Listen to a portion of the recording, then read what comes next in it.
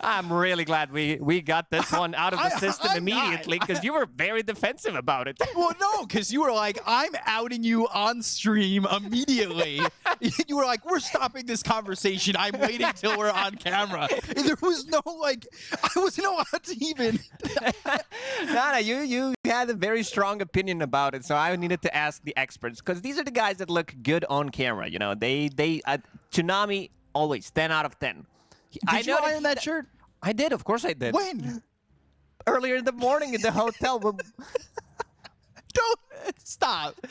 That's it's different minds of thought. I'm gonna say, just personally. All right. So if it doesn't have long sleeves, you don't have to iron it. Gotcha. Well, I was thinking more button down, brain smooth, shirt wrinkled. What can I do? Let's see if Heroic is going to be ironing their gameplay as well, even though this is the team that did qualify for EWC and TI, so there is not much pressure. But playing against Team Liquid, last time they met, they did beat them 2-0, so we'll see. But Team Liquid bringing out some of the old classic, bringing back this Nature's Prophet carry, something that did win them 3 games of TI last year. Mickey is going to be playing it, one of the best, if not the best, NP carry player in the world. You got those soothing saplings, not Mr. Moneybags.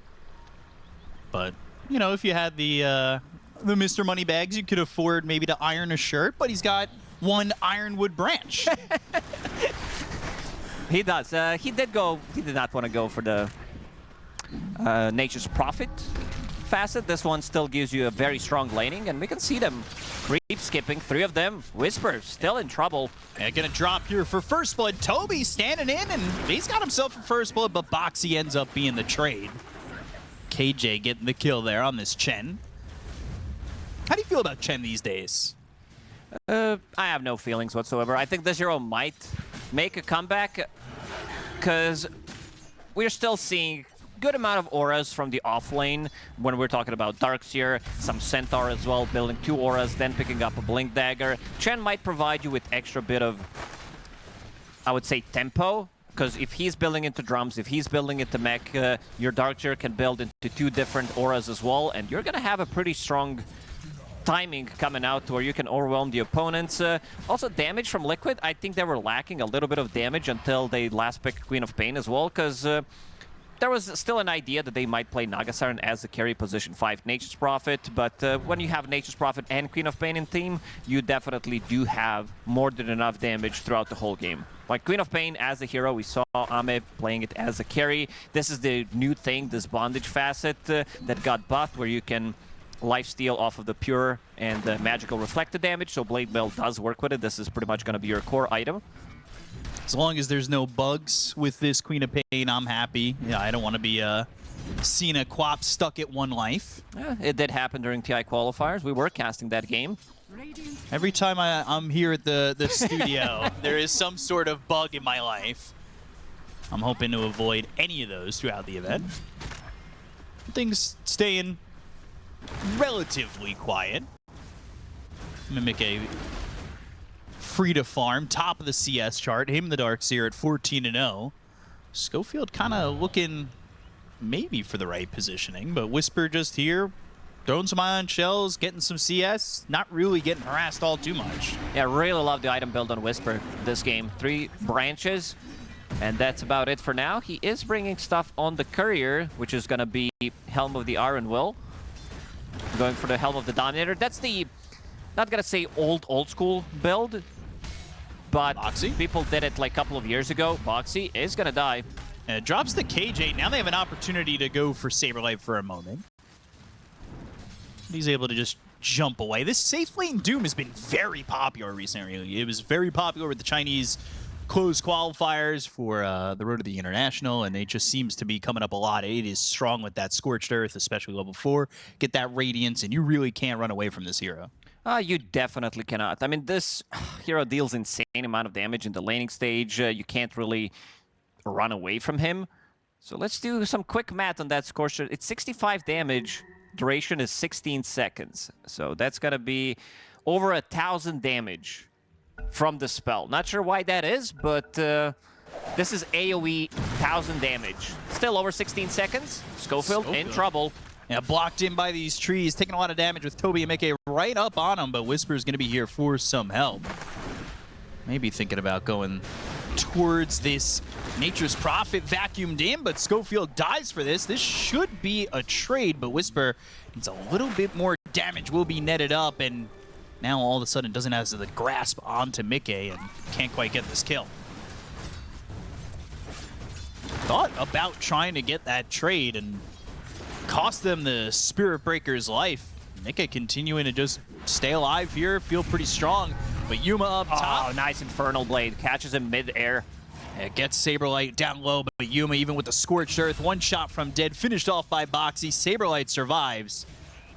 Nothing KJ could really do, but there is a charge coming through on mid. Nisha, notes to him, he is getting charged, but he's going to blink behind the Tier 1 tower. They've got the creeps, so Schofield, he will commit all the way through towards the Tier 2.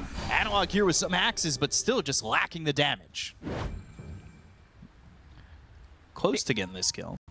Definitely close. Queen of Pain is good at not getting stunned immediately against Spirit Breaker, but this is no, like, Puck. This is why they banned out Puck on side of Heroic, because this hero, they kind of had the plan, probably. They had a couple of other heroes that they could have maybe played with this Darkseer, some Bounty Hunter position 4, but they also wanted to have extra bit of a, I would say, something that can gank the mid lane, try to make Nisha less comfortable in the mid lane, so they ended up with Queen of Pain, where you can like dodge the gank by a little bit, but it's nothing too crazy. Eventually, you're still gonna get stunned.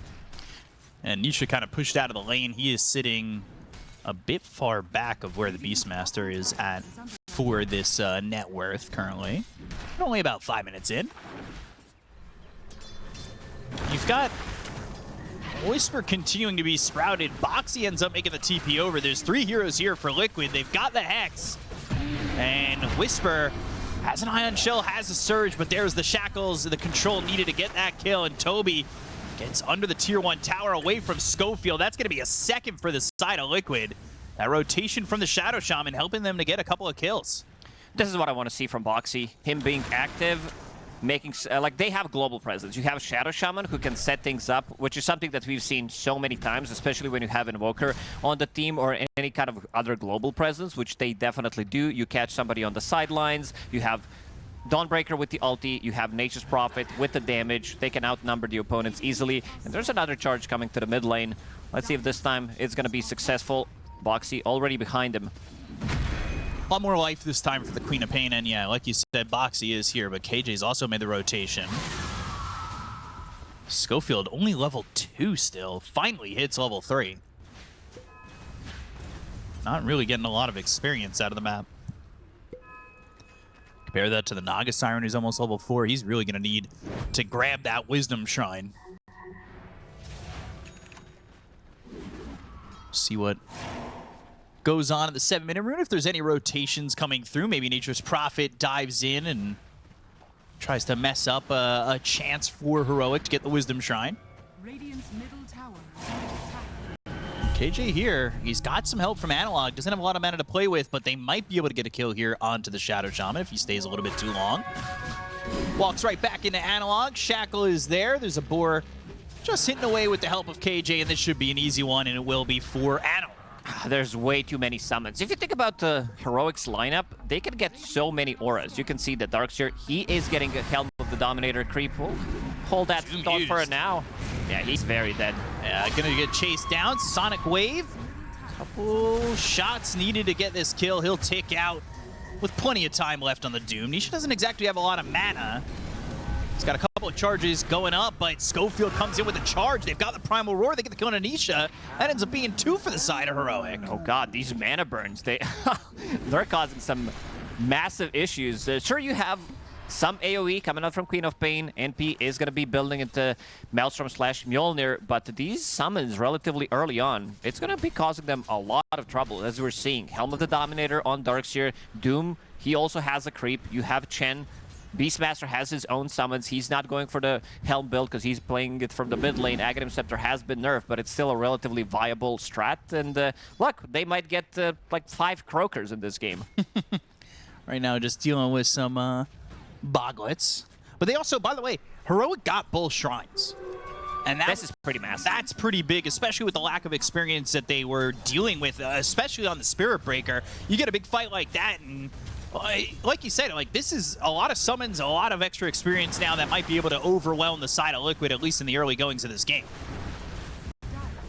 Whisper with the early Helm of the Dominator. Charge comes in on a Toby, but there isn't much to follow that up with, as this Darkseer was already backing away. And something to point out about Spirit Breaker, because he was such a low level. You said he was level 3 6 minutes in. His innate ability is herd mentality. Yeah, you heard that correctly. So he gets 50% extra XP, whoever has the lowest XP on the team. So stealing some of these XP runes is a very viable strat. This is a big kill if they can get him. Try to get this Doom, and they'll use the Infernal Blade, but they've got the Hex. The charge is a little bit late. KJ, as well as Schofield, will turn around and get a trade on a Saberlight, so it's not all for naught. This Boxy will end up getting through that Twin Gate and away from the side of Heroic. This is a very scary lineup from Heroic that's going to come online in the next couple of minutes, where you're going to be seeing multiple auras, Helm of the Dominator, Creeps, Beastmaster with the Aghanim Scepter. Something that they definitely have in mind is killing Roshan earlier, because Team Liquid as well, whenever you have Shadow Shaman on the team, this is the team that can relatively easily kill Roshan at any point of the game. So taking away Team Liquid's Roshan potentially could be good, will allow them to try to snowball. This was the second death of Doom, but Yuma still pretty much close to the top of the network. This is the hero that farms insanely fast, but so does Mickey. Like, we've seen Mickey multiple times on Nature's Prophet in the last year or so, where he is just completely taking over the game. Nice stun again. Yeah, they were bringing over Yuma just in case they needed the Doom and the Mana Burn, but they have the control with the Roar and the Charge, enough to get that kill onto the Queen of Pain once more. 0-2-0 for Nisha at the moment. Not really having much impact around the map, but see if Liquid can open it up a bit for this Queen of Pain. It's been a bit tough. Mickey's been pretty stationary down here over bottom, but there is a lot here for the side of Heroic, which allows them to kind of move around the map. Yeah, Nisha needs to get somehow back to the game. I talked about them having a good amount of damage, but this damage also needs to come. Like, right now, Shadow Shaman doesn't provide you with much. Your XP rune got stolen, which means that you don't have Mass Serpent Wards ready. Naga Siren is a type of a support that wants to disengage. She's not dealing damage pretty much at any stage of the game. She's more scouting things out, being very annoying, pushing out the waves. Mickey has been trying to kill this creep for quite some time now. Wall committed, but Whisper putting his attention onto Nature's Prophet. They shackled up that Centaur, and Whisper's not going to be able to get the kill yet on a Mickey, but they do have a charge coming through. But there's 3 heroes down here for the side of Liquid. Toby's down here with Boxy. They'll start with the Hex. They've got the Dawnbreaker even joining in with the Solar Guardian. They get the kill on a Whisper. And there's 4 heroes here. This charge well late, but still coming through. They use that Doom, and now Nisha's even here. Looking for a Sonic Wave. Everybody here for the side of Team Liquid. They get the kill on a Yuma. They'll end up getting the Doom and Schofield. They lose Mickey, but that is well worth the trade and the price of admission for Liquid. I believe that was the last tick on Doom that actually killed him. But getting in the numbers, both of these teams have global presence, global heal coming out from Chen, coming out from Dawnbreaker. And Saberlight, he kind of understands what he needs to do in this game. Like, he needs to be able to grab some kills and also like what he's building into. Right now, he's lacking some mana, so picks up a Null Talisman, and I see Pipe as his first item. He understands that this Heroic lineup is going to come online relatively soon, and they need to be able to punch back. There's going to be Radiance, there's going to be Ags with the Beastmaster, and also just Radiance, Doom, Scorched Earth. We talked about how much damage this hero deals. It is pretty insane, and yeah, eventually you're going to sell that Hand of Midas, pick up your Radiance, then go back for Hand of Midas if you want to. Once you get that Radiance, you are adding a lot of damage here, of course, in addition to that Scorched Earth, like you were talking about earlier, the numbers. But the game's sitting about even, 9-8, 12 minutes in. Bit of a bloodbath in some aspects, but they've got the net, they'll reel him in, they'll use the Serpent Wards, and this is going to be a dead Whisper once more. Oh, Whisper.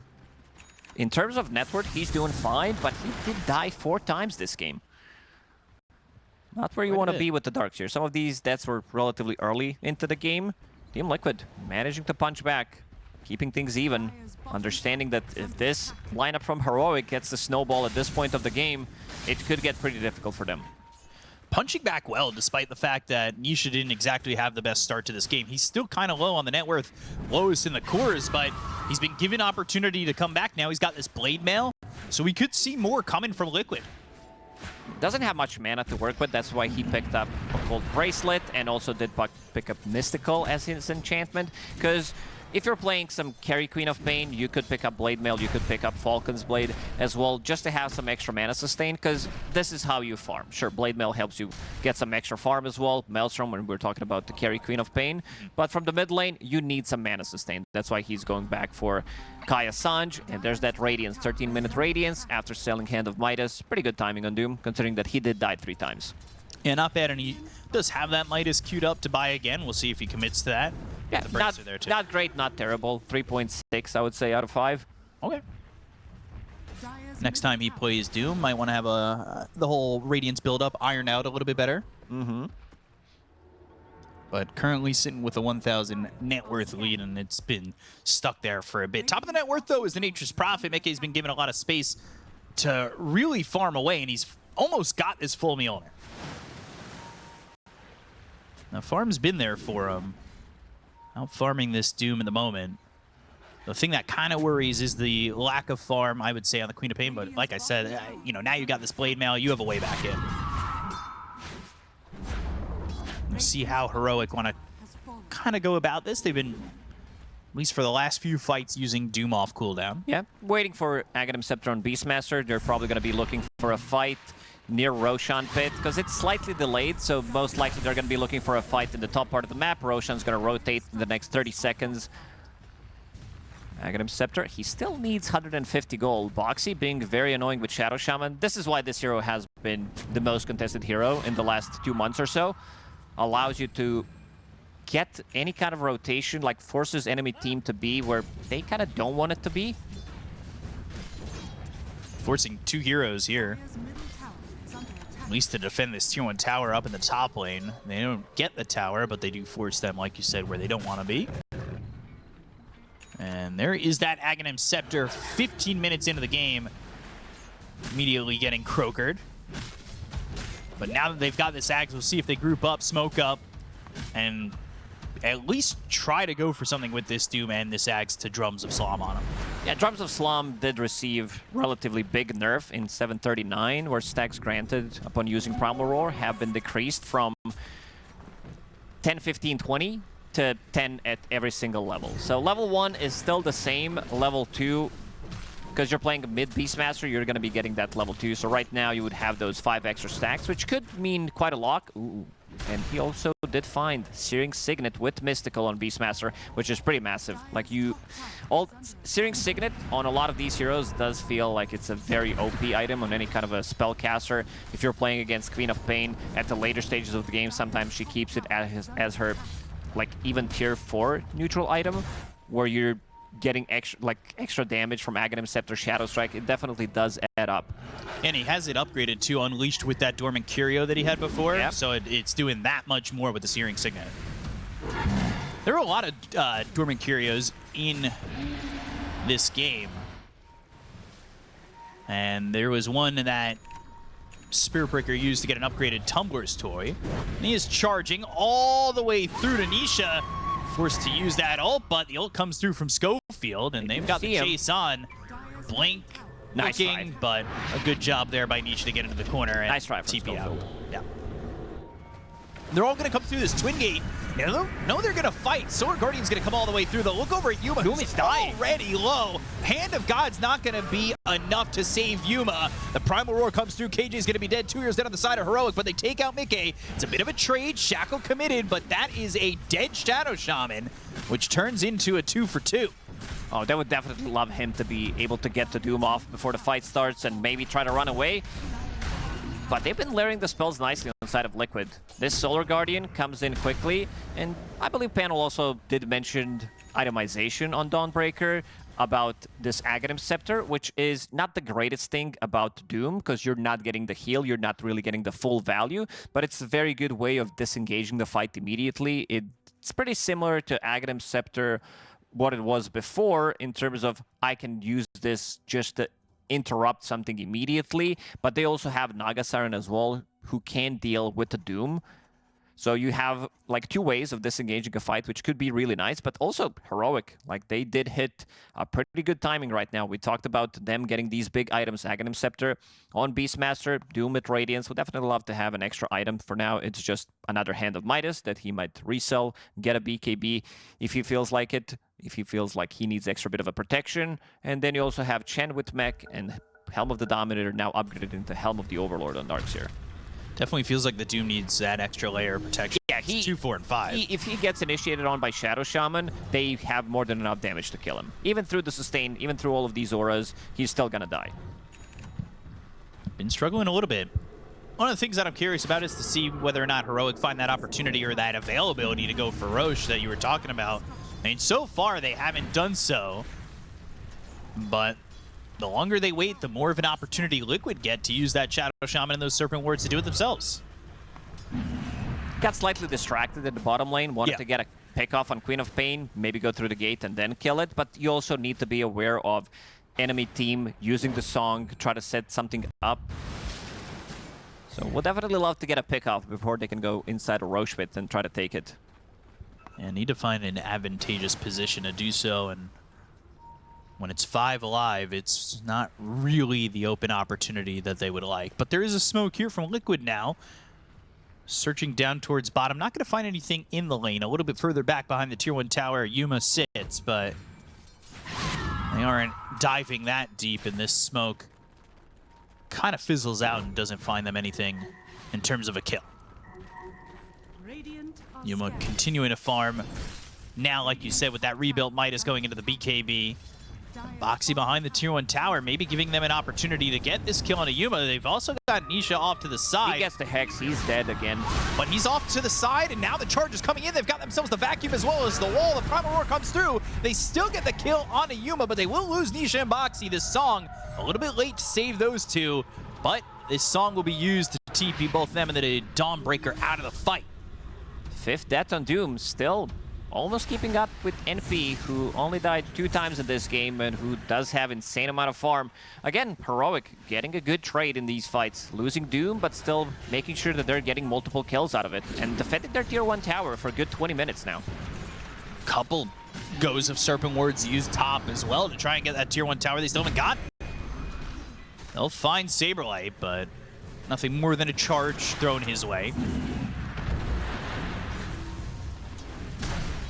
Spirit Breaker backing off to the rest of his team, not knowing what was really lying behind Saberlight.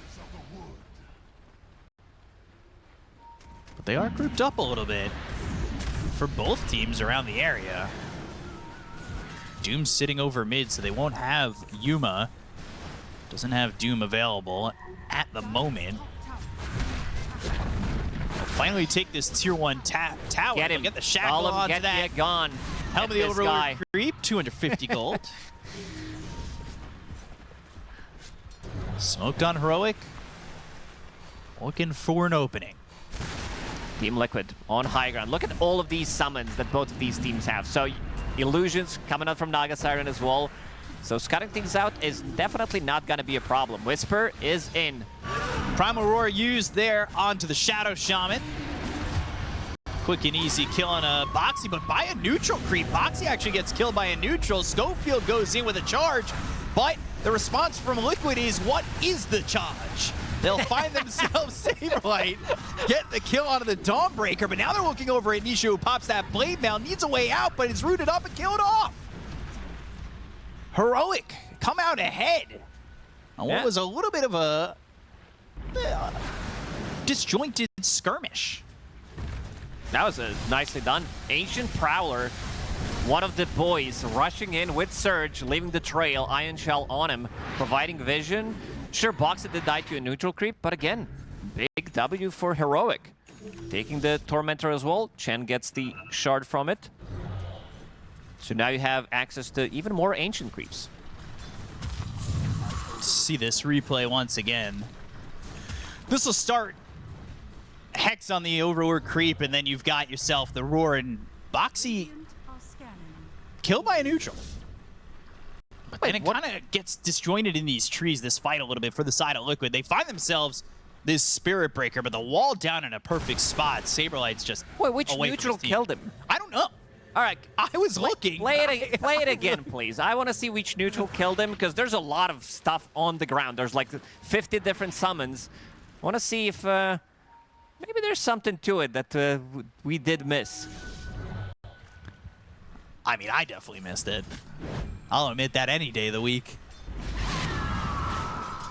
There was nothing else there, though. Somehow it's going to have been a croaker. I don't know how, but I'll put my my thoughts on that one.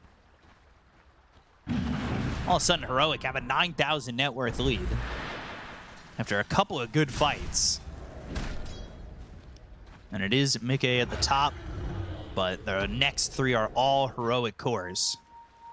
They also picked up this Orchid on the Darkseer, who's able to go for a little bit of a different build considering they've got the Chen who's picked up this mech and everything. Primal Roar used charge coming through, and they've got that Orchid. Nowhere for Saberlight to really get to. They've got the charge, they've got the kill. Oh, these creeps are also a menace to deal with. You have Granite Aura, which increases your HP. Let's see what Chen has been cooking on the other side of the map. Chen's almost got this pipe. Yeah, so he does have extra bit of regen. He does have Ancient Black Dragon as well. Is this... Was that the death summary from the previous kill? It was from the kill on Dawnbreaker, I believe. Here we go. This is what I thought this was the Okay, so the creeps are there. death summary on. What are we looking at here? A what? It's some kind of a bug again, isn't it? Don't say that word, please. No, it's probably something related to having too many creeps dominated that it does register and not being controlled by the enemy team. Vacuum wall on a 3. Boxy ends up dead first.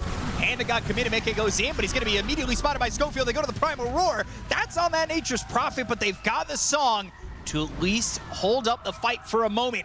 Whisper in the trees has some help here with the mech, but they've got the Doom. It's on Anisha, baited in a little bit too far. They'll get the kill to the Queen of Pain. Charge comes through with the Infernal Blade on a Saberlight. Saberlight and Toby need to run, focusing their attention into getting away rather than in the fight, but Whisper here with a great vacuum on it too. They'll go and get themselves Toby and Mickey and Toby. And then they'll find themselves Saberlight. That's going to be a full team wipe. Yeah, this is a Saberlight's not problem for the getting out of this one. Dawnbreaker. Very dead. Double kill for Analog. Heroic clean up. Way too many auras on their side.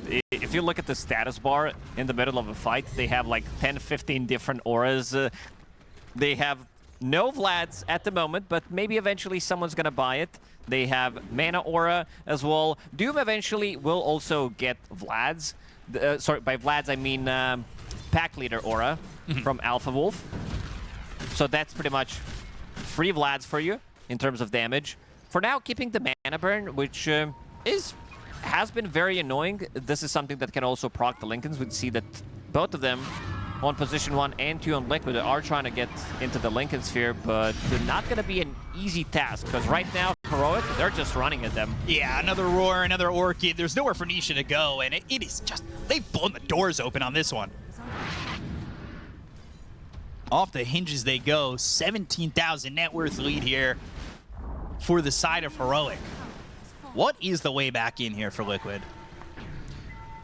Oh, they got to start thinking what's going to happen in Game 2. This one is looking really, really rough for Liquid.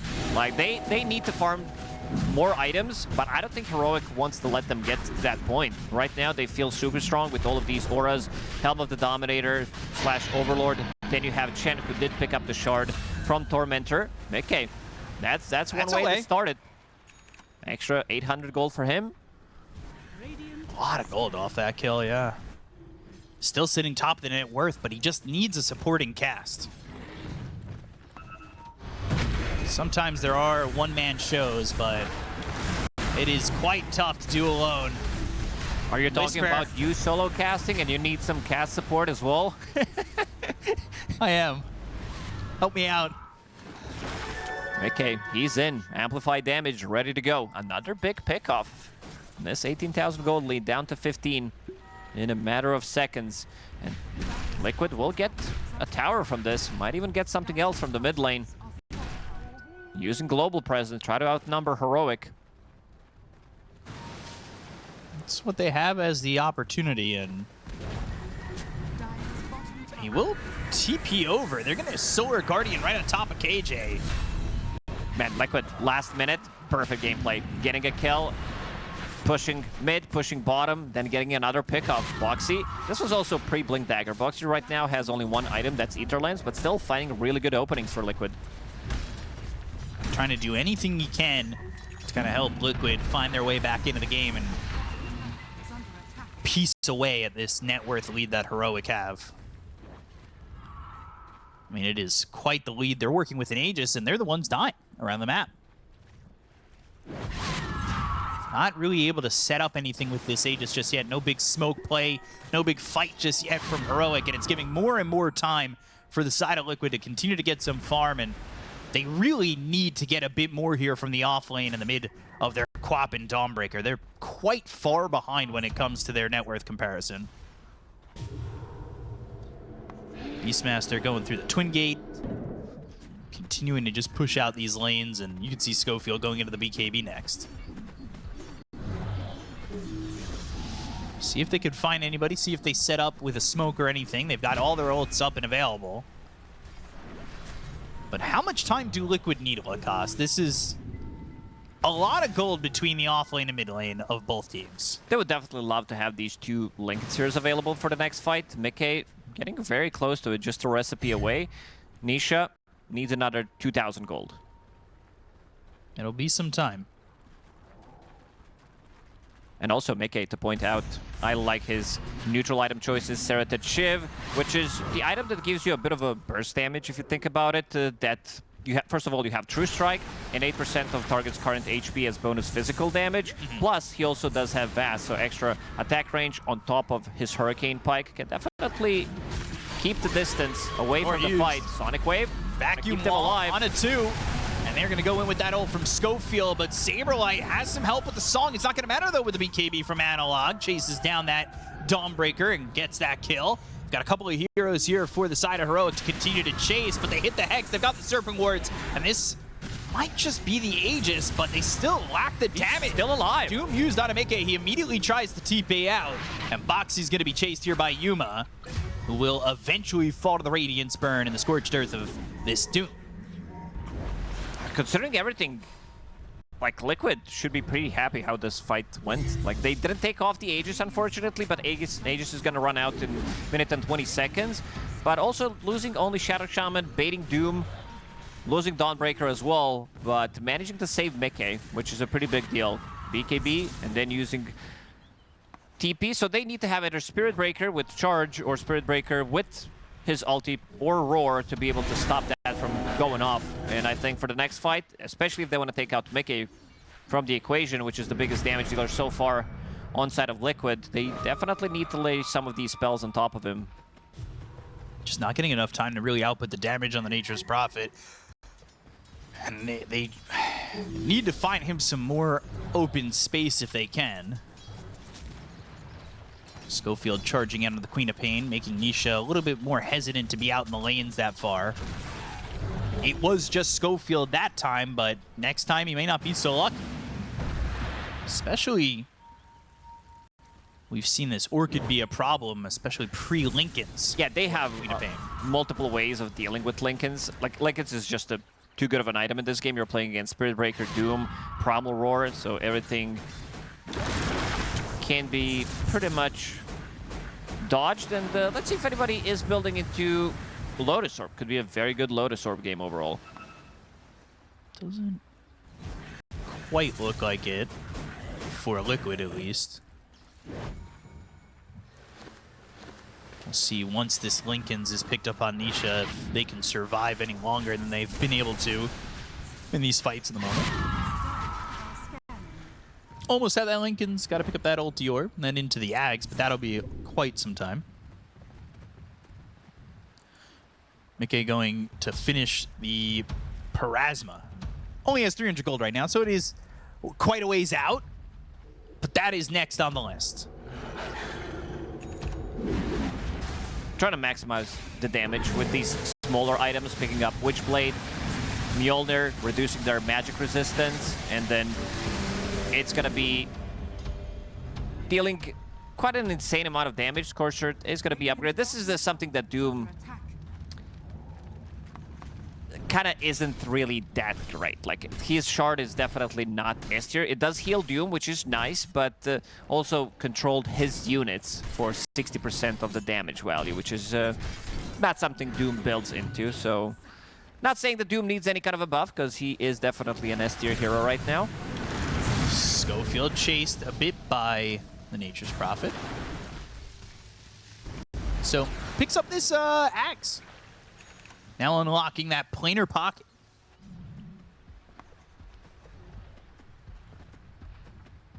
You like this this Ags for Spirit Breaker? Yeah, could be good. This is the one that has been slightly changed, but could be very good against some of these abilities, especially Shadow Shaman. Gained all that net worth pretty much back via farming here for Heroic. They were chipping into it on a Liquid, but it's gone the other way. They've got the scan. It landed on Nisha. They'll go over. They've got the blink into the vacuum, but a blink away from Nisha. Prime Aurora gets committed, and Saberlight's in on a KJ. They'll pop that mech. Meke putting the damage on, pops his own BKB. They'll go and throw that Doom out, but they still can't get this kill out of the Chen. They'll use the Song. Finally gets them, but he's dead. This is a problem for the Queen of Pain. They'll all start to TP away. The Prime Aurora gets used. They get the kill on Nisha and Toby. 3 heroes dead there, as they also lost Boxy in the midst of that fight. Trying to focus down Chen, but also enemy team focusing Shadow Shaman immediately before he can get anything off, understanding that they don't want to be controlled. Seeing the Beastmaster getting on top of him, using Roar immediately, getting the kill. And that's also Beastmaster with the Refresher. So now you have to deal with 2 BKBs, which they don't have many abilities that go through debuff immunity. You have Solar Guardian, which is okay-ish, and then you have Sonic Wave, but that's pretty much it. Playing against Refresher, and speaking of Refresher, this item has also been picked up on Whisper. Yuma. Nice spike. Saberlight can't find the control, but Mike, Saberlight really the only heroes running forward, but they've got Boxy off to the side, which means they have some help, some control, and that'll get them the kill on the Yuma. Well, maybe they'd back away, but Boxy committed, and the rest of them went in, and they were not afraid to go even further out to get this kill. They gotta be more careful how they approach playing against Shadow Shaman. You get caught on the side, enemy team having global presence, they can bring in 2 heavy damage dealers to the fight immediately. This also still keeps Team Liquid in the game, considering that they're 20k gold down. It makes it much more difficult, but overall, you get one of these pickoffs into another pickoff with Shadow Shaman using this global presence. Could be pretty big, and this also means that lanes are going to be pushed out. You're playing against Nature's Prophet with Wrath of Nature, so the lanes are going to be in a good position. Dawnbreaker's going to be pushing one wave on the other side, and he's in. Yeah, they Solar Guardian, they have the control. Whisper going to be dead. Schofield even going in with the charge, but that was a BKB usage coming through from this Darkseer, and dies right after. These are the type of kills that we are saying that Liquid is going to try to abuse in this game, using the 2 cores plus Shadow Shaman to get pretty much any kill on the map. And to go back to my point about lanes always being pushed in for Liquid, Naga Siren, Dawnbreaker, Queen of Pain, these are the heroes that kind of one-shot the wave. You have Nature's Prophet as well, which does allow Boxy to play this assassin type of a game. That's what he's been doing. He's been weaseling his way through the trees and finding the perfect targets. He has been on point with this Shadow Shaman. And that's with a late blink, too. You talked about it earlier in the game when he just had that Aether Lens. He was still making plays happen. This time he gets a BKB off. Yeah, BKB goes through. They get the kill on a Boxy. Now they go to the Sonic Wave on a Schofield. BKB pop by Mike, and he'll have to back off with the rest of his team. And they figured out that Boxy is going to be going in one more time. Looking over for potentially Roche. 33 seconds away. They are smoked on the side of Heroic. They're going to have Darkseer back up in 2. And the charge is coming through on Toby. And now he's kind of off and alone. Off alone, away. They'll use that ult. They've got Analog here with Primal Roar. They'll get a kill onto this Naga Siren. Nisha and Saberlight really can't react to that, and Roche is back up. And they're down a hero, down somebody who has that potential control with the song to help them fight in a situation like this. Doesn't have buyback either. This is looking like it's just going to be Roche for Heroic. They hear the roar, but not much they can do about it. They just have to push out these lanes and get a little bit of farm while all this is going on. But that kill onto the Naga Siren is so important for this Roche to go the way of Heroic. And knowing that they have a pretty free entry. And look at how slowly they're taking Aegis as well. Took them good 5 seconds, knowing that Team Liquid is not going to be there. And this is something we talked about on Doom. Eventually, he is going to pick up that pack leader's aura, which is 30% damage for the rest of his team and himself. Plus, he also does have level pain, his innate ability, so he deals 25% bonus damage to heroes whose level is lower than Doom. And we can check some of the levels. Pretty much everybody except Nature's Prophet is lower level, so that's going to be extra bit of damage. That's why you see heroes dying so quickly, because if Doom is snowballing, he's building into Hand of Midas multiple times throughout the game, which does allow him to stay on top of the net worth. And with Radiance, this is the hero that farms extremely fast. Farming up towards where Nature's Prophet is, but not equal.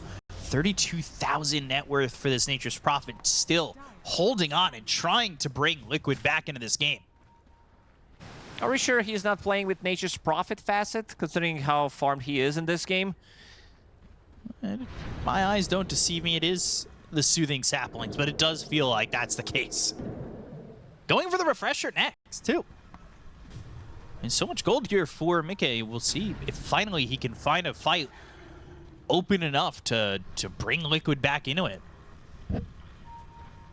Nisha. Hidden in the trees. Axe is flying, and there's that Lincoln's popped for a second. This is the most damage, pretty much, you can get on Nature's Prophet. Analog, this should be a quick and easy kill. And I had some help there from Whisper, had the rest of the team coming over, had this obs, not finding a way out of that one, and now dead for 70 seconds. So NP, with this itemization, Parasma, you lower their magic resistance by 20%. Then you have Mjolnir, which is magical damage, Revenant's Brooch, which is also magic damage. So you crit for magic instead. Keep an eye on how much Mickey is going to be doing in the next couple of fights. Trying to see how much he is able to get done. There have been some moments where he's had some open fights for himself, but it's been quite tough for him throughout the game. Yeah, if he can stand his ground and take a fight without getting doomed, he can also deal well with the illusions from the Darkseer. He can pretty much kill any hero when the hero gets hexed. Shadow Shaman is level 16, does have Hex Breaks, which is pretty good against Doom as well. You remove that extra bit of aura, Critical Strike as well. These are breakable. Beastmaster as well, breaking Drums of Slum could be pretty big. Just got to find the right positioning, and probably don't really want to take a fight for the next couple of minutes unless they find somebody out alone. You don't want to fight into this Aegis, give them a chance to really turn it around with the second life onto the Doom. They are moving around the map, just continuing to push out these lanes like you said they would try to do. Nisha now hitting that level 20, still building into this Aghanim Scepter.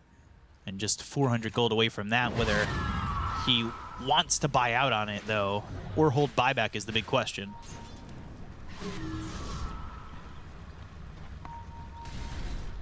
Got some of these heroes on the side of Heroic down towards bottom, and by some I mean all.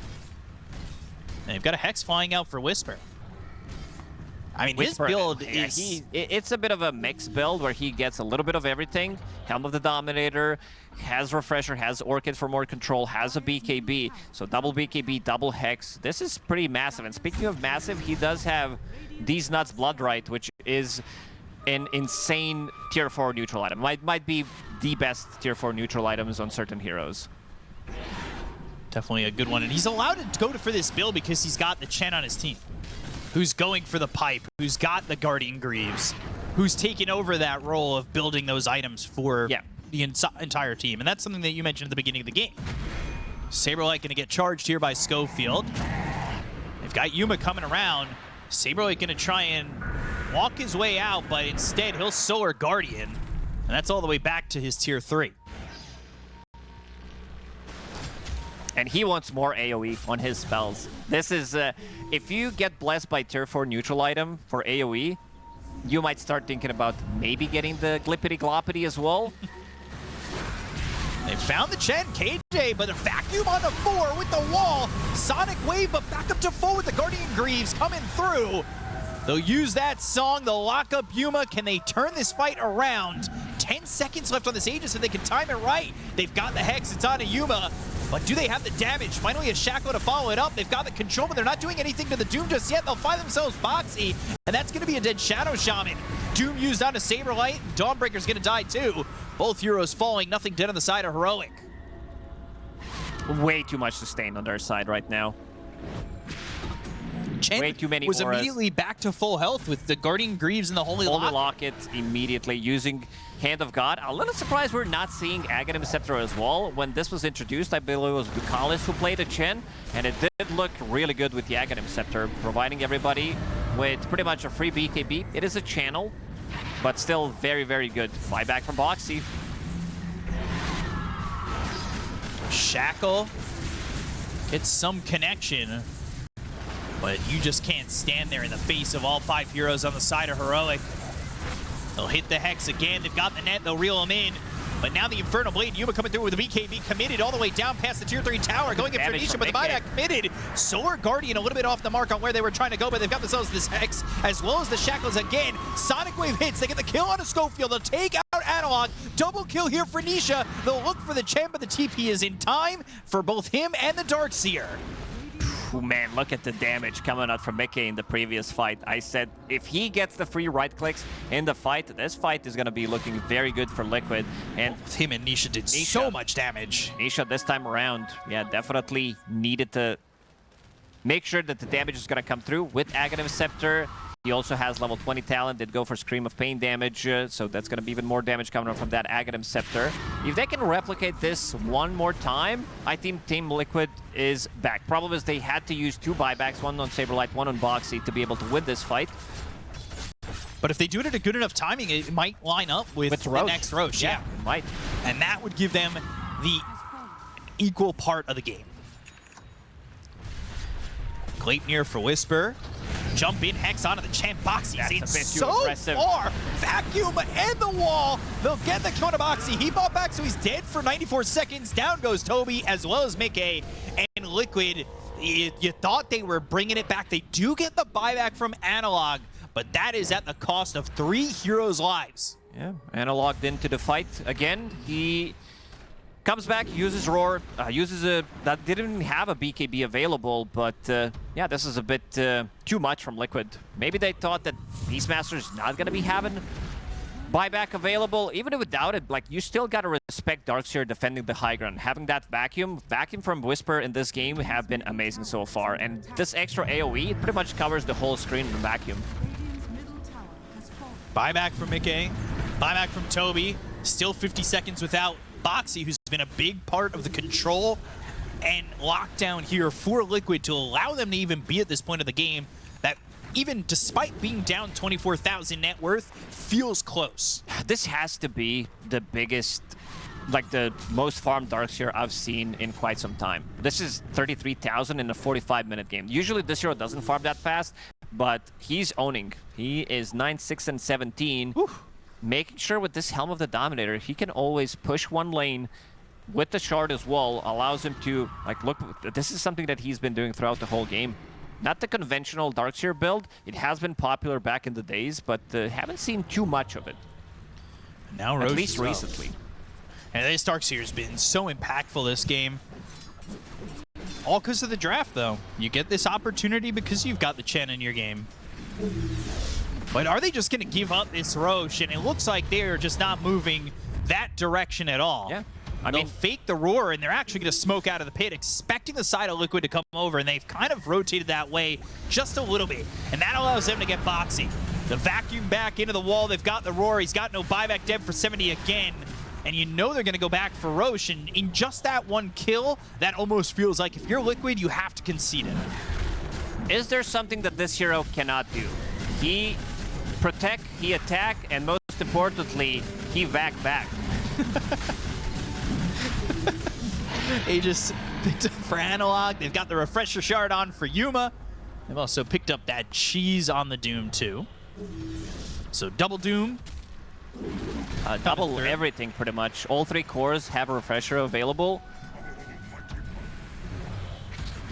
Everything feels good when everything's doubled. It's doubling season here for Heroic.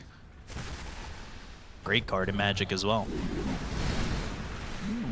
Top lane get pushed. Have this AoE surge, and they are going to go for this once again. Now up 26,000 net worth. Oh, they pull them all back.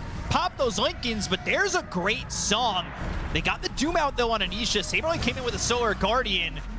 What else do you have?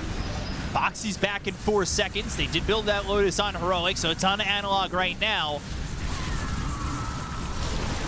Only half the racks taken out. They've got the Hex. They'll have the Sonic Wave, but is the damage all there? There's the Hex. There's the Harpoon pulling in Migay, and they've got the Lotus Orb. How are you going to get the control? They've got the Doom. They get the kill to take out the Nature's Prophet. Down goes Boxy, and he will fall. Schofield, the only one dead on the side of Heroic at the moment. Toby drops 2. Nobody has buyback. Saberlight is gone. Liquid eviscerated, turned into steam. They were burned out of this fight so hot. Yeah, this game is done. So you have more than enough damage. Nisha is going to try to hold it a little bit more, but he doesn't have that Sonic Wave available, doesn't have level 20 talent. No, minus 45 seconds. Would definitely love to have that one, but the sustain on Heroic is way too much. Holy Locket, Guardian Greaves, all these auras, Pack Leader aura. Nisha, he's in.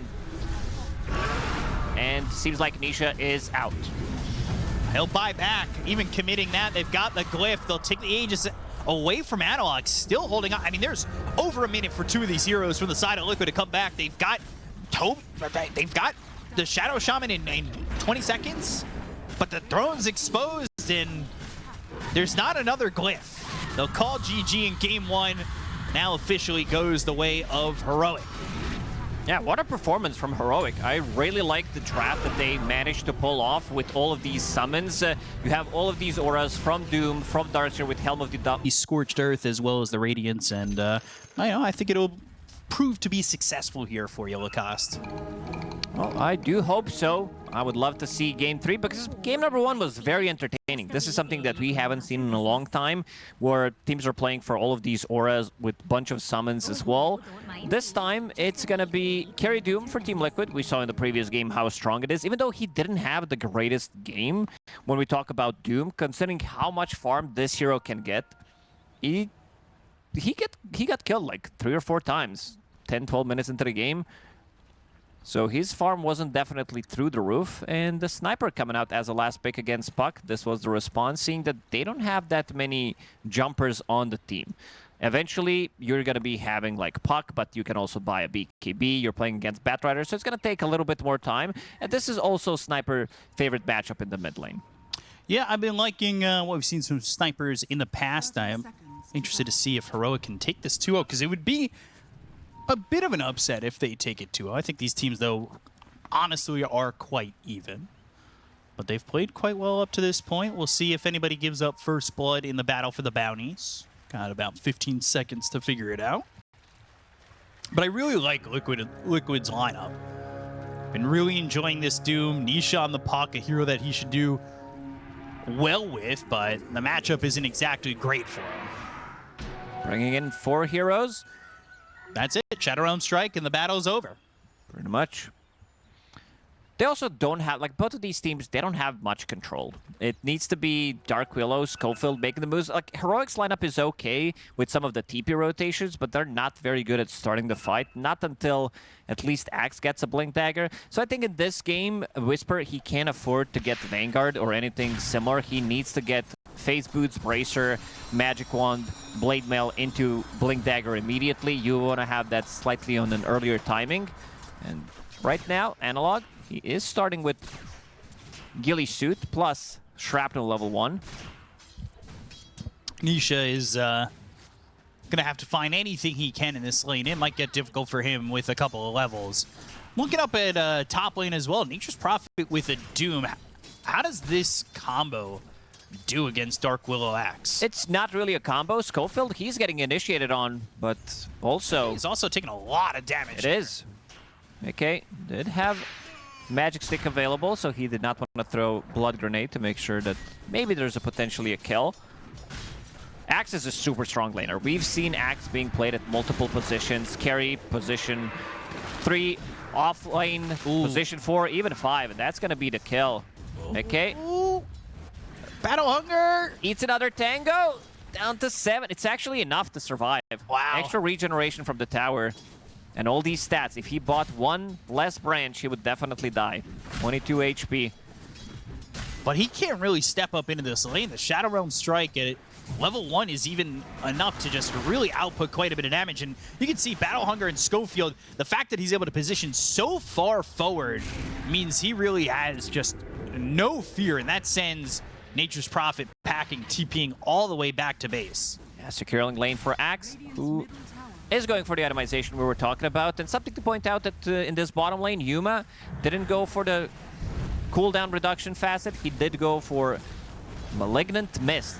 So Mist Coil deals 100% of your attack damage and applies effects from items and abilities, which is really nice. And Whisper, starting with 1 coat of blood immediately, getting that first blood on Mickey. I think it's better to die in this situation rather than get no farm whatsoever. You could see Toby TPing out immediately, coming back to the lane, but Doom, he doesn't have that luxury. So Mickey will die and come back to the lane. Better than sitting at 20% HP constantly, not getting close to the creeps. Yeah. Doom definitely a hero that can find his way back into the game with Devour, as well as having eventually that Midas. But this is a lane that has not been fun, although good Sprout to position Schofield in a spot where it's going to be tough for him to run away. Although the Scorched Earth runs out, Schofield, he's going to be able to escape the grasp of Mickey and just kind of walk away from what almost looked like a certain kill with a good position on that Sprout. Yeah. And he also dragged them away from Lotus. Both Lotuses have been picked up by Heroic.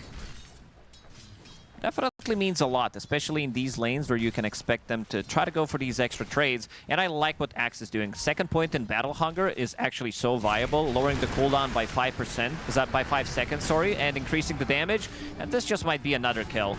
Yeah, but he's in the Scorched Earth, and he'll throw the Shadow Realm Strike onto Mickey. Not now just he one. might actually just survive. They get both. Oh, that's He so gave him good the Lotus. for Heroic. Gave him the Lotus. He survives. He has been down giving pretty Tango. low. Yeah, this is Mickey getting passed over a salve, but they play aggressive on Whisper, and immediately from behind them, Bramble Maze into a Shadow Realm Strike. That's easy damage. And that's something that they put together again in the kill follow-up when they just got Toby to start and then Dire's middle tower the Doom to follow it up. Schofield this time might not be so fortunate, although Toby still needs one more, and he just can't find the damage. They cannot kill this Dark Willow. If he had a second Shrapnel, maybe he would have gone for it, but Schofield managing to survive, even without Quelling Blade. Usually you see teams pick up relatively early Quelling Blade. He might pick it up slightly later, opting to go for more stats-oriented build, which, again, does allow him to survive in this situation. At a point in the lane where it almost feels like Schofield doesn't necessarily need to come back so quickly. And we'll see what Whisper ends up getting out of it. They will TP back in the Dark Willow because they can get kills here in this lane. And if they're not too careful, Shadow Realm Strike, Bramble Maze, the Battle Hunger damage is more than enough. KJ making a move. Especially with, KJ making the rotation. They get another kill into Mickey, and it is 4-0 in favor of this side of Heroic. Whew, we talked about Yuma in the previous game, how he didn't have the greatest time on Doom, even though he did hit 12-13-minute Radiance. This time around for Mickey, it's going to be much, much harder, sitting at only 12 CS. Abaddon's also not having a good time, so that's something, but overall, Puck is also not doing great. As we kind of expected, you can see that he's sitting at only 16, while the enemy mid laner has 13 denies, on top of having 34 CS. It's a very one-sided matchup for the most part, and Nisha gonna have to deal with the consequences of being in a matchup like this, where Analog gets the free farm, he gets to pressure your tier 1 tower, and quite honestly, unless there's a big response from Liquid, it's really not gonna push him out of the lane. He's already level 6. Loxy diving Yuma in the bottom lane. So great. Yuma getting low. 6 stacks. 8 stacks, gets the Aphotic Shield off. Burning for a bit, but surviving in the lane. They've got this ward set up behind the tier 1 tower, and they're going to go right back on the Yuma. Blood Grenade even thrown. Aphotic Shield does pop. But they don't get this kill onto this Abaddon just yet. Not the easy lane for Yuma. You want to have points in Avernus, in Curse of the Avernus, but you're playing against TB, so you don't want to be killing yourself off of it. So he was saving a point for a really long time. Saberlight. Schofield now trying to make something happen in this lane, and they might bring in extra numbers, try to steal enemy XP rune, which they successfully did in game number 1. But maybe they're thinking Yuma is relatively low, so we can't really go and invade, but still having 3 heroes, because Analog was also making a move. So Moxie will pick it up, and on the other side, Whisper will get it, which will push him to level 6.5. Whisper having a blast of a game on top of CS, 45 and 12. This is anti-carry. This is pretty much anti-everything. That's why Axe is so popular nowadays. He wasn't as popular in the previous patch where Tormentors were at 15-minute mark. I think that's the big deal where you kind of were forced to take some of these fights and you didn't have your Blink Dagger ready unless you had a perfect game. And now Tormentors being in 20, you don't necessarily need to rush anything, so you can go do your own stuff, get your Blink Dagger, and then start to play more aggressive on the map. The fact that he's so farmed, the fact that he's so high in this experience as well, he's very survivable at the moment. And he's able to just kind of be in the lane alone, allowing Schofield to stack, allowing Schofield to move around and try and find these kills. He's got only an early 0.9 armor harvested by the Code of Blood, but he's happy to have any extra armor and extra survivability in this lane. Yuma forced back away from the tower because that tower's gone. That tier 1 tower in this lane, they have pushed the Abaddon successfully out of the lane, at least near the tower, and he's got to find himself at least a little bit of a safer spot to farm. Haven't exactly felt the rotations yet or anything from Analog, but he's free to farm here, and he is up 1,000 gold over Nisha on that Puck. Really good lane, of course, for a sniper against this Puck. They try to make a move on Yuma in the bottom lane, but again, we said both of these teams are kind of limited on lockdown. You can run away from 2 supports. And Turboblade, if they initiate on you, Quelling Blade plus Aphotic Shield is going to be enough. Yuma definitely will need to catch up. You can see the difference between him and Doom. You said Devour. It's only 1 point in it, but Doom also farms faster with Scorched Earth compared, because you can farm multiple camps at the same time. This is not something that Abaddon does have, so we'll need quite a lot of time to catch up. And Whisper is going to be clearing some of these stacks. As soon as he got that Blade Mail, this is relatively early Blade Mail. 9 minutes on top of Phase Boots. So Blink Dagger should be around 12-13 minutes, depending how much farm he's going to be able to get. And the game is quiet, like you said. He's not forced into this position to look fight. At this. Yeah, a much faster Blade Mail than the previous record. He's in this spot where he can comfortably just go back from the triangle to the lane, farm, and not be put into a position where he has to fight just Blade Mail, like you said. And I like it. I mean, it's a slow game, but it works for Heroic. Some of these numbers probably look very inflated, because it's like 4 minutes faster. Because some of the axes are also building into Vanguard, and then you don't want to get Blade Mail because you need a Blink Dagger, because if you go for Vanguard Blade Mail then into a Blink Dagger, you are missing on a good 3-4 minute window. So you need to pick up Vanguard, Blink, and then go back for Blade Mail. But this time around, Whisper, understanding what his job is, skipping that Vanguard immediately into the Phase Boots, picking up just a casual Bracer. And now they are still going to smoke up and try to find something. They do have good vision in the enemy jungle, but no one is farming there at the moment. They've got a level 6 Schofield, Dark Willow. This is definitely a spot where Axe is going to feel strong enough to fight and potentially use Culling Blade. It's not a forced position. It's just something that might end up working out for him, as they've got the Battle Hunger, the Call, the Bedlam, and an easy Culling Blade here for Whisper, and that's going to give him a chunk of gold, pushing him even further into that Blink Dagger. Had amplified damage up and running on Schofield. Extra bit of a damage definitely did help. 1 point in Call was more than enough just to lock him in place, and now trying to stack, steal away some of the farm from Liquid. This type of a slower game definitely benefits Heroic. Their heroes, they need a little bit more time to come online. Analog, he's farming. You can see the big difference between two of them. Abaddon will definitely love to get some extra farm. His Radiance definitely going to be delayed heavily. This is maybe like 16, 17-minute Radiance, depending whether he's going to die or not. But at least Analog is having a blast of a game, and so is Whisper on this Axe. And it's something that the panel called for, right? Somebody who can kind of carry the game from the mid lane. You know, it not really happening from an Abaddon and an Axe combo. And you've got this sniper. And when he gets a perfect matchup against Puck, I mean, Analog's set up for a really good game. And set up for a good enough game that'll open up timings here for Abaddon if they're a little bit slower, and they have been.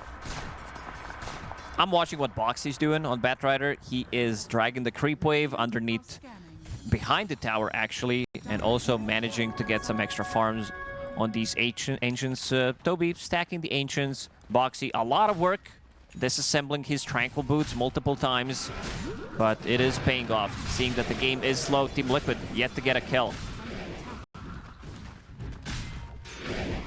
Looking to see. I mean, they have not taken these stacks. If Heroic are wise to it, they could smoke and try to contest them. They do have good stack takers. If it was the Axe and the Sniper, just walk over there with a smoke, potentially steal it in that triangle. But they're not playing that kind of game, right? Like, they're not across the river so often. No. And these stacks are going to be taken by Toby and Boxy.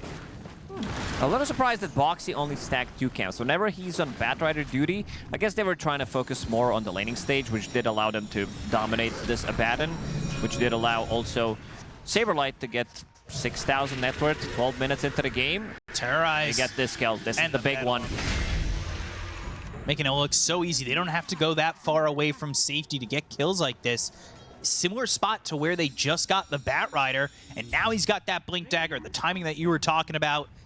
If you're Heroic, you can go. And let's see, they're going to try and go for KJ. They've got the damage. They'll finally get on the board. Saberlight getting a kill for the side of Liquid. Saberlight basically in this game is just going to act as another carry, considering how good of a start he's having. Will definitely build into carry items. No shenanigans, no pipe or anything, no Orchid, just straight up carry mode, Falcon Blade, into Manta style, into Shard. Seeing that his Doom is not having that good of a time, eventually Mickey in Doom, he always gets the farm on the hero. 3 points in Devour, has Hand of Midas, has Dormant Curio. So some of these items he's playing for a later timing. Analog in the mid lane, Dormant Curio as well for him. How many Dormant Curios do we have? 4. Only 4, okay. They see Axe, by the way. They know this Blink exists. I mean, they should be pretty wise to it with the way that he's been farming. They've had this OBS. They've pretty much seen Whisper come over, which is a little bit surprising. They've got that OBS. They lost 2 heroes as they crossed that OBS multiple times. They killed the Batrider and they killed the Doom, all while within vision. But the game is close. Like, even with it feeling like it's Heroic's game up to this point, they've done well on Liquid to keep it this close.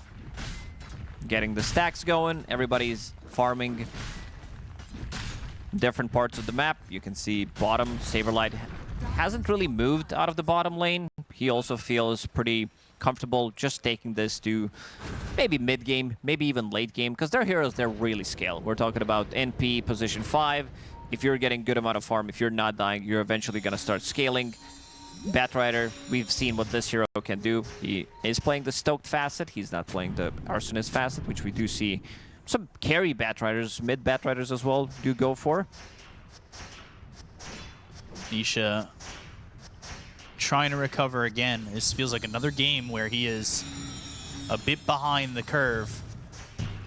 and currently sitting about 2,000 gold behind the sniper. It's a big advantage for Analog. Not one that he's quite used yet in terms of going for a fight, but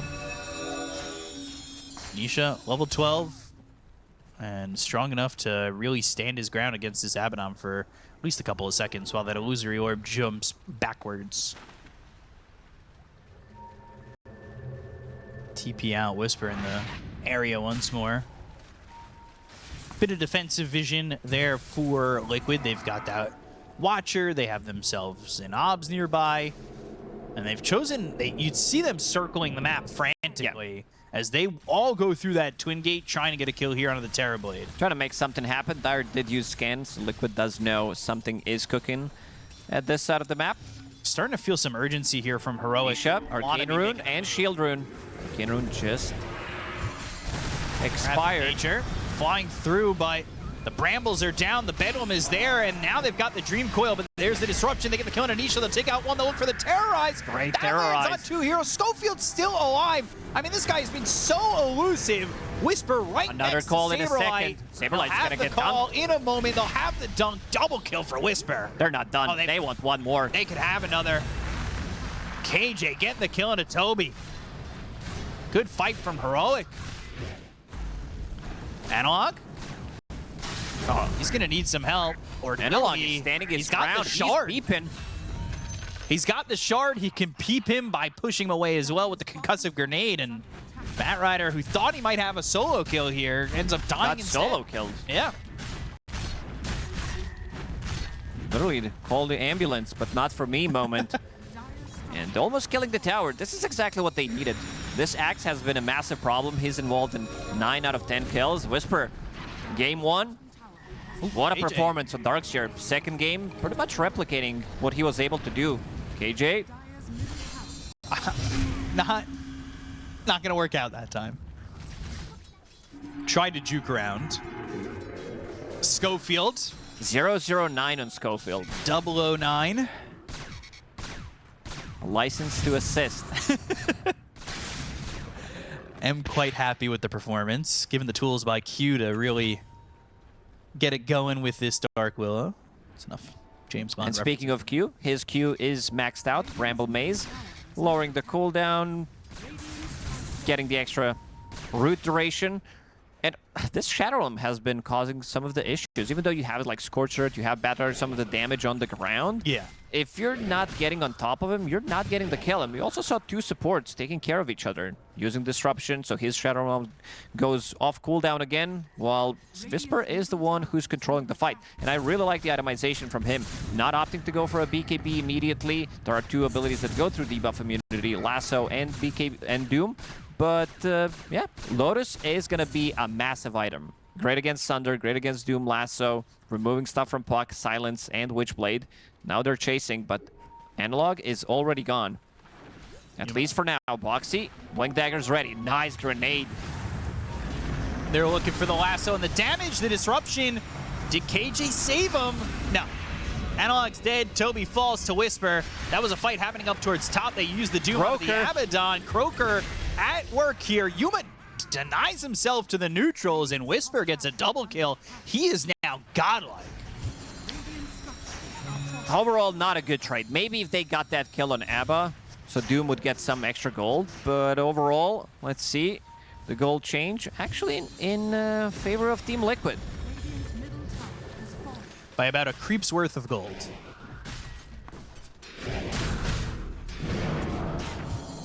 Lotus just shows it to him. Basically trying to goad them into a fight. But they do not oblige, and they are not going to jump onto this Axe. Oxy level 10 looking towards his next time. Nothing queued up. Just the Blink Dagger now, which they use to get that Lasso and get that kill on an Analog. But for the moment, all you really need is that Blink Dagger, and he decides to queue up BKB next. And now a Force Staff, so he's constantly switching. Unsure, at least of what he wants for the moment. That was a like when they initiated on him, that was such a quick reaction from Analog. We didn't see it on screen immediately, but he bounced back Batrider, and he still got on top of him. But this is Mjolnir Shard. Shard is a very good item on Sniper because it's so much cheaper than going for Hurricane Pike. It gives you a very good timing where you can, and it's also a lower cooldown overall. It's a 10-second cooldown, so much better item if you're playing it from the mid lane where you need some kind of a cheap escape mechanism. That's definitely the one. And Dormant Curio still up and running on Sniper. What to upgrade next? Blinking Lasso. BetBoom not doing much, but burning with the Firefly despite being within that Shadow Realm.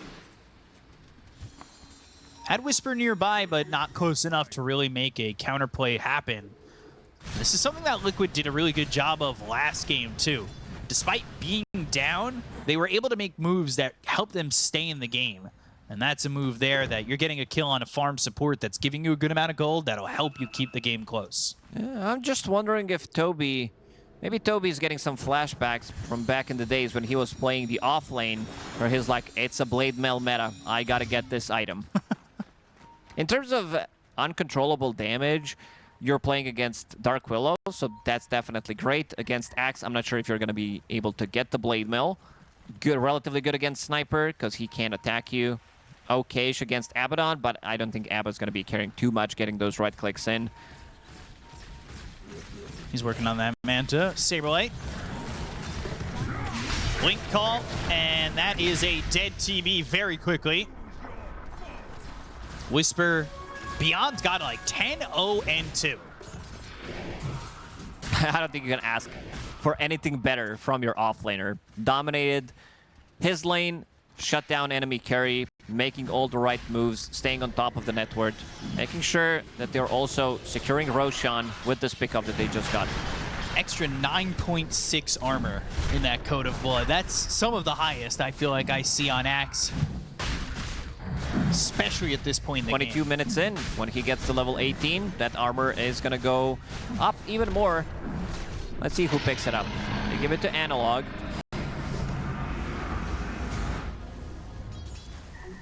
Put Yuma in the top lane. Popping that borrowed time. Easy little pop there. But now he's got to work without that borrowed time for 70 seconds, so that'll probably hold Heroic, at least from fighting with Yuma. Immediately, Schofield comes to this lane in case they decide to make a move on him, so probably will just click follow on him, hide in the trees until that ulti's back online. Want to make sure they're not making this Abaddon's game harder than it already needs to be, considering the lane. But considering the lane, he's not in a bad spot. He's up there with Nisha. I know he's bottom of the cores, but he's keeping up with the Liquid cores. And that's really the most you can ask for. With the fact that, he lost his tower at 7.5, 8 minutes? It was a very quick tower gone, and he's also been in a spot where he only has died once, but other than that, he's been staying pretty hidden. They've got the Batrider and the Terrorblade going to top, as well as the Nature's Prophet, so they'll push the tier 1 tower. Haven't seen many aggressive moves from Liquid. No. It's like they also feel comfortable playing this into the late game, if necessary, knowing that they have BKB piercing abilities, knowing that they have Doom who's going to start to scale. Abba, his ulti's up back again, and they do have tier 1 tower to TP to, so this move from Liquid, it might be a bit too far. All the he got Terrorites clipped landed. by it. Blink call, and that's going to be another Culling Blade. Some more coats of that blood. Can paint a room with all that blood. And Analog basically getting another solo kill. Yeah, finds Boxy right by this Twin Gate, and now that's that BKB available for the Axe. Maybe they missed time, the borrowed time, or they wanted to proc it again and then try to make the fake move while everybody else is getting the farm. I don't know, it was on the edge of the timing too, right? It just, maybe a bit forced. Disruption, knowing that that'll be available on this TP attempt. Blade mail that shit, let's go. Deal some damage with it at least, and he did. He dealt some damage. Still, the net worth lead hasn't been more than 4K. Now it finally goes up to 5K, but it's very close. So Liquid is still getting good amount of farm. Mickey, by considering his lane, that he's sitting at 0, 5, and 1, is relatively close to the top of the net worth. You've got supports that can stay close to the Dark Willow and the Shadow Demon in terms of farm. Firefly's going to allow you to pick up some farm. You've got Wrath of Nature. The Nature's Prophet anywhere. He goes in again with a lasso, but they do a Mickey here. They might doom him throw here. the Doom. They've got Toby to make the rotation. Foxy jumps on top of him, but there's the blink of the call on a Mickey. And now the Bramble Maze with the BKB being popped by Whisper. They'll dunk on a Mickey. They lose Yuma, they'll lose Boxy, but Toby's dead too. Another dunk for Whisper. I mean, he is putting on a Michael Jordan performance with all these dunks. Pretty much. Didn't die a single time. Involved in multiple kills. This was also a fight without Nisha, who had Haste Rune, but the fight is immediately over. A bit of an unfortunate for Yuma, who uses Manta Style, 2 of the illusions. They get out of the Sprout, but he's the one who's stuck in it. I don't think it would matter. I think he would die anyway. But I would also love to see the damage dealt by the heroes so far in the game. I'm feeling Terrorblade. He has been, like, I feel like his hero damage is like 3,000-4,000. Something that he did during the laning stage, something that he did when Axe called him a couple of times. But other than that, it does feel like he's just playing for himself, as I think he should. But right now, the influence of TB hasn't really been great. Boy, was that close. Nisha just avoiding that blink call. Was under some vision there, but avoids it, has the haste, and he'll run all the way out. And by running all the way out, he's also going to find KJ for a second. They've got 3 heroes here to get this kill, but he is going to extend the survivability to try and get some rotations over. And KJ, he survives long enough where now the rest of the team is here. Analog gets the kill on Boxy. They throw the Shadow Realm Strike. They get the kill on Anisha. Analog gets that. Terrorize lands on the TPing Nature's Prophet. And that is going to be 3 dead on the side of Liquid for the cost of KJ. He is getting tipped by his teammates. They know how much time he bought. Just enough time for the rest of the team to come close using... First of all, Glimmer Cape, then using Disseminate, using Disrupture at the last second, and he almost got the Glimmer Cape off cooldown as well. So potentially it could have lived there, but still trading position 5 for 3 more kills. I honestly, I don't know how they would implement it, but I would love if Fight Recap had the time duration of a fight and maybe survivability time into a fight. I feel like that would be something, especially how much time did he buy there for his team to rotate. Yeah, we should add KDA to survivability, fight duration, and his age. Combine all of these numbers, divide by 5 to get some random number. I thought it was a good idea. Anyway, you had worse. You definitely had worse. I thought that was... I was okay, yeah. Hey, I'm going to say, chat's definitely like, you know what? Not a bad idea. I'd love to know. But they'd also say, iron that shirt. Thanks. That's the worst idea I've had today, not ironing my shirt. And it's only 6 p.m. We still have 8 hours to go. Oh, yeah? Well, my math is incorrect. We still have 6 hours to go. 22-6 of the 10K lead for Heroic. Shard for Whisper. He had such a good game as Darkseer in the last one. Now he's having an amazing Axe game. Like, this has been his series. Yeah, so far he's dominating in pretty much every aspect of the game. Didn't die a single time. Also, going for Refresher. I really like that one. Because usually you don't have enough mana for Refresher, but if you build into Kaya Sanj or Lotus Orb, these are the 2 items that gives you enough mana to use your combo, Double Blade Mill, Double BKB, and Double Call. Dream Coil. And now Whisper in, but he's going to be doomed. Lotus reflects that back.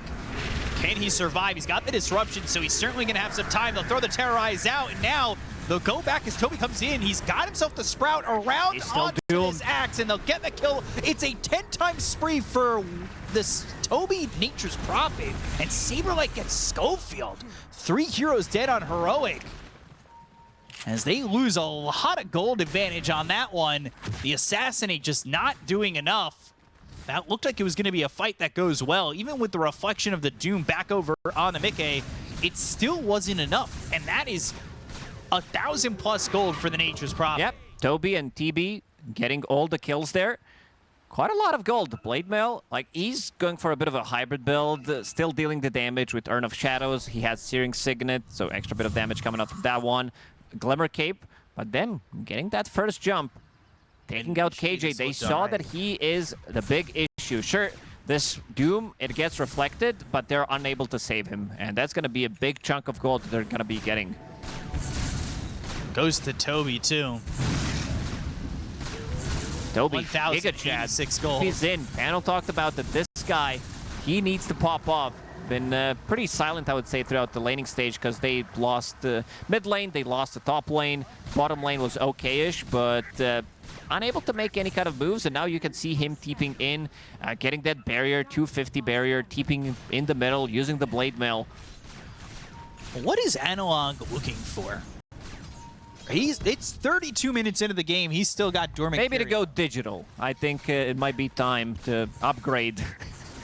It might be good time to upgrade as well the clock in Dota. Like, we upgraded the Roshan clock, but it's still analog. Like, you can't read it. No, I can't read it.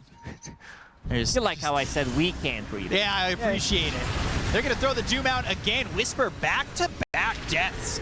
Not something that has really happened much to him in this series alone. Yuma, top of the borrowed time, TP out from the Nature's Prophet. He's able to escape. They also get the kill on a Schofield. 2 heroes dead again on the side of Heroic. And all of a sudden, Liquid feeling very confident. KJ trying to run back, and they've got Sniper peeping, but Sniper now getting attacked from afar as he is in some trouble with Toby jumping forward. He's got that Lincoln's, but they'll still get the kill on him, and they'll take out Yuma. KJ's the last one alive, but he falls to Liquid. Now with a net worth lead, they've cleanly team-wiped Heroic, and the game is in their favor. Definitely is. This TB finally popping off, like dealing the most damage, other than Sniper, because he peeped for quite some time. But you can see the power of TB. Now you basically have 3 carries on your team, and others are also starting to scale. Batrider, he has a Ghost Scepter, he has a Blink Dagger as well, and Scotty almost finished on TB. You're going to be playing against Axe, against Abba. The heals are not going to be there. Great against Sniper as well. These are the fights where Team Liquid got the first initiation. Yeah. Them getting the Doom this time, not getting reflected, which allows Mickey to have a much better overall fight. Analog's attention here is all on the Nature's Prophet, who TP's out, has that Glimmer Cape. So, yeah, he's doing a lot of damage in the fight recap, but the damage doesn't net him much of anything. Now he's hitting at Nisha, he hit Mickey for a little bit, and you've got Saberlight who's going to run into Analog, and he's still putting the right clicks in, but it's just not enough. It's accumulated damage, but it doesn't net the side of Heroic much of anything. No, they need to be the ones getting the jumps. We've seen it time and time again when it's Whisper who's getting the calls, getting these initiations. They are winning the fights, and then the last 2 fights, they were the ones getting jumped. And you can see the big difference. And now for the first time, Dota Plus giving win probability.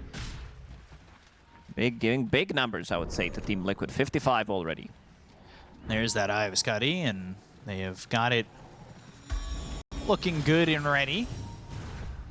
Tormentor, now a shard for this Doom. And that is going to be that upgrade of the Scorched Earth, something we talked about previously. Gale guarding, making sure to survive here. It's a lot done by Axe, and he's looking for Refresher now. But I'm wondering, is Refresher the item you want? Is there something else that maybe you'd be happy with? There are no saves on Liquid. If they are getting the jump, let's say he gets a 2-man call twice, these 2 heroes are dead. They might just be dead from 1 call with the Blade Mail and BKB. So he wants to have that available, another blink immediately after when that damage is gone, after 3 seconds. So definitely an item that I would also pick up on Axe in this situation, but he also needs to be in a position where he can get that first jump. Problem is he's the only guy who jumps. Like, they don't have other frontliner. Maybe Yuma can be the front line, try to make something happen with the illusions, try to scout things out, and then they get the jump. But being the sole initiator of the team, a lot of the times it is very difficult for you to get the good initiation unless you have some observer ward, you're smoked, and then you're getting a pick off. I was thinking maybe Schofield could be that guy. He's got this Blink Dagger, he's got the Yules, maybe he finds himself with a Bramble, terrorize Blink Bedlam, Yules, or something. It's more of a follow-up. Yeah. If they needed, maybe he's that guy, but you're right. He could maybe try to set things up with some like Blink Yules type of a play. Whisper did already use Call. Liquid, they don't have all 5 members. Toby's on a different side of the map, does have TP available, and the rest of the team is going through the Twin Gates. Yuma continuing to farm. He's 1-3-12, but we're not really feeling the oomph from the Abaddon. No, definitely not. Also, forced to go more defensive items in this game, having this Lincolns. I'm not sure if BKB is going to be his last item of a choice, because this is your last slot pretty much, until you can upgrade your Blink, remove your boots, which is going to take another good like 15-20 minutes, depending whether he's going to be surviving in the fights or not. And he's in. He's getting doomed again. Yeah, doomed again, but now they're looking for the Terrorize. They've got the Culling Blade to take out this Aegis, but now Whisper on the run. He doesn't have a lot of life remaining. He's trying to get back up onto the high ground. Toby's in deep. Schofield's already dead. That's going to be 1 life for this Aegis. KJ in some trouble. Whisper dies, though. Nisha goes in. He's got the Dream Coil on the Analog. Oh, down goes the Sniper. KJ falls. It's all Liquid. The dam is broken and Liquid is flowing through this entire game. Absolutely beautiful. Even though they are the ones getting that jump, fighting into Aegis, Nisha, he comes out and suddenly he lands a very good coil. He gets the kill on Axe, who was kind of fine. Like, he got glimmered, he got saved by Shadow Demon, but no one's touching Terrorblade. Like, Terrorblade has a pretty free reign in most of these fights, and so does Mickey. They need to choose who they want to focus, who gets priority in some of these fights. AC for the Nature's Prophet. Wow. He is happy with the farm that he has gotten out of this game. Bramble's down, but still so much time without the Sniper. Resetting if you lose Schofield again. Loses himself up into the air. Nisha's in a little bit far, but now they go to the blink of the lasso. They find themselves KJ. They should be able to get a kill here onto this Shadow Demon. They will. They've also taken out Schofield. Both supports dead for 50, so that's a pretty hard reset not having your supports available, and the call was used, and they'll look over, find Boxy, but the Dream Coil is down and committed. Look at the damage coming into Whisper. He's not really sustaining any of it. He snaps the coil. 25. He ends up dead. Yuma, he's going to have the borrowed time, but he's forced to try and TP away. The Harpoon will not stop that, and he is able to get back into the base, but this is looking grim. Whisper tipping Boxy. Not sure what happened there, but Whisper doesn't seem like he noticed that Puck got level 25 out of the previous fight. Dream Coil does go through debuff immunity, so he pops a BKB, snaps the coil, still gets stunned, still gets the damage. Still thinking about this refresher, but this might he needs to start thinking about getting his buyback in. Once Dark Willow is in, he needs to find buyback and try to get the jump, because otherwise they're going to lose another set of barracks, and that's going to be mega creeps. Then for 30 seconds. Nisha's waiting off to the side, because now that Dream Coil is back off cooldown. Feels like Dream Coil is available quite often. Only 56.3 second cooldown on Dream Coil. Some of these fights have lasted longer than that.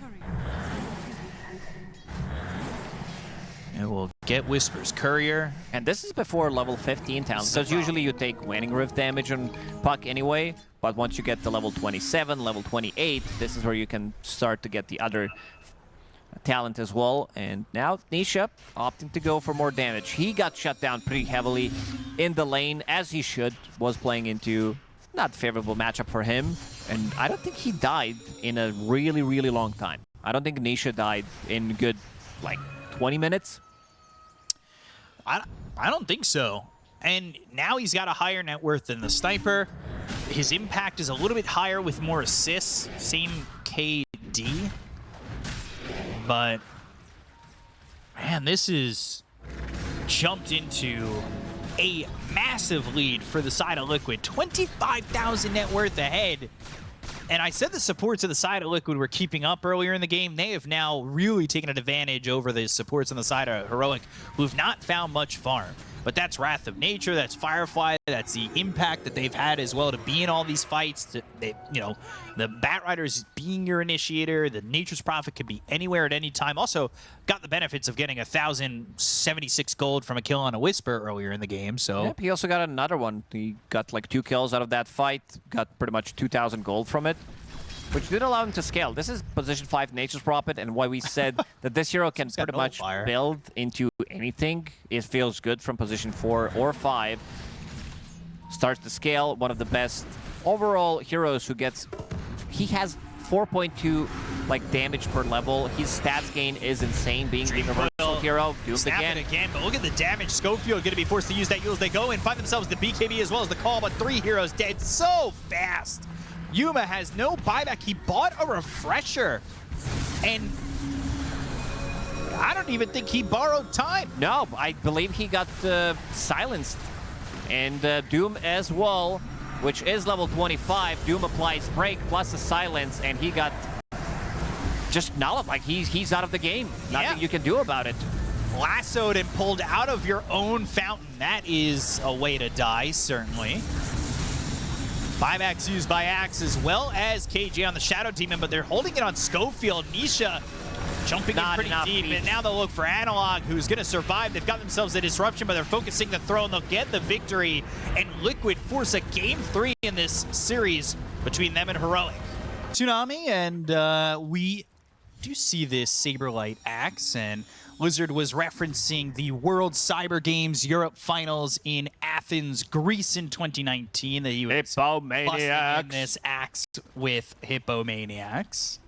So we'll see if he can have a flashback performance with this hero.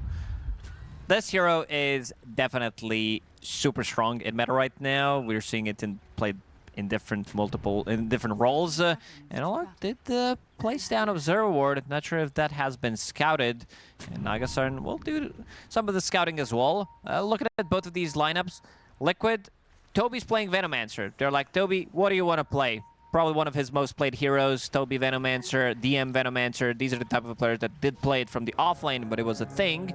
And now this hero became position 5, and we're seeing some more of these players playing it from a position 5. But also on the other side, panel did discuss about double Radiance potentially coming out from Abaddon and Doom, which is totally fine. We are seeing that quite often recently. Whisper getting caught. Yeah, getting caught for a second, but Whisper turns his attention towards Boxy. He's quite low, and they will get that first blood. It's who you were talking about, Toby. Grabs that first blood on the Doom, and they really, really need to slow down this Doom Whisper, and they are potentially going to get a second kill here as KJ trying to run, but he might have the speed. Unfortunately, gets disposed of, and they've got themselves a second. Toby's fine as well. Schofield, I try to want to go for a play, but there's Tango running, double Fairy Fire available on Venomancer, so he's going to be more than fine. This time around, I do like Liquid's draft way more. They have overall last pick Tiny from the mid lane, which is always going to be good against Puck. You have repositioning tool. This lane from the off lane, Axe plus Marcy, this is something that Yakult Brothers did run during the Dream League, and it looked insanely good. You have Pick Me Up and Call, so that's going to be the combination. You don't need an early Blink Dagger by Axe or anything, so you're just landing in the middle of the heroes, getting that call off. You're playing against Naga Siren, especially if there's going to be Naga Siren illusions. In this lane, Saberlight should have a complete free farm, and this time around, I'm kind of okay with what he's going for compared to the previous game, where we saw Axe rushing Phase Boots, rushing Blade Mail. Vanguard in this game makes you unkillable.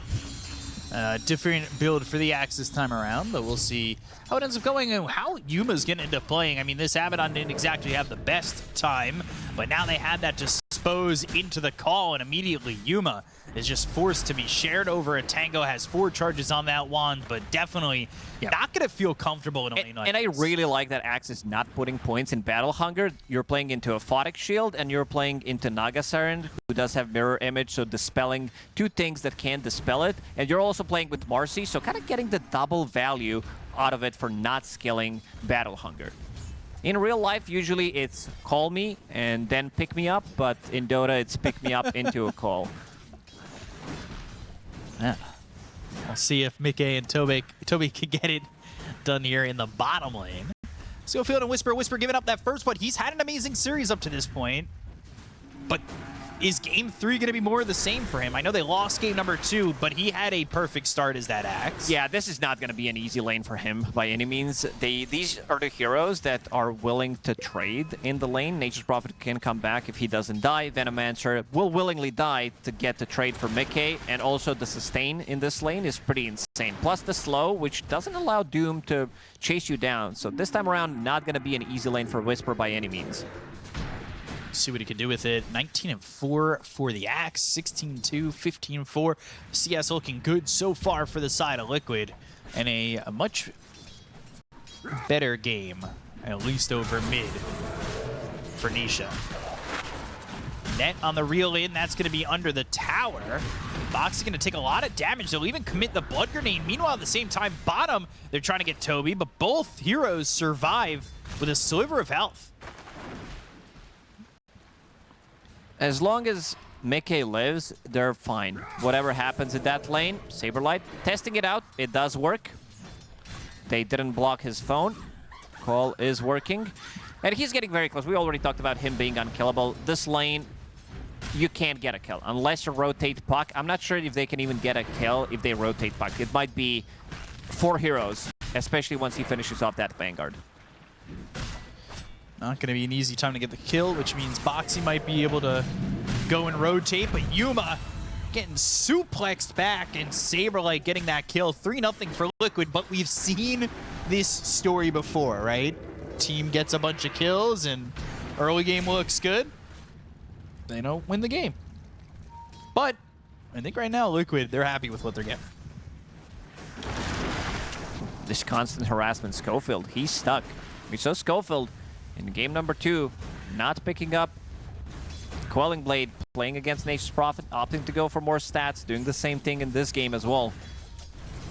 Stayed alive for a good duration of that early game too, and was a big thorn in the side of Liquid, but right now being dealt with pretty well down in the bottom lane.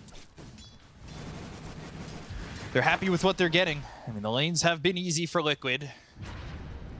Tiny is right there with the puck, so it is definitely not a one-sided matchup, and that's different from the first 2 games for Nisha. Good body blocks from KJ. Yeah, just some really good body blocks. They've got the Scorched Earth, and he is in front of Mickey. They'll have the Shadow Realm strike in the reel in. They get the kill, and first one on the board here for Heroic by getting that Nature's Prophet. Seeing really that they well can't do anything in the top lane, leaving Yuma alone, understanding that they lost that lane. This lane is literally unplayable, so making a move in this bottom lane, killing enemy carry, this is how you make the comeback. Seeing that Axe already has a Vanguard 5 minutes into the game, Yuma did struggle in the second game, farming on a bat, and again, not having the greatest start.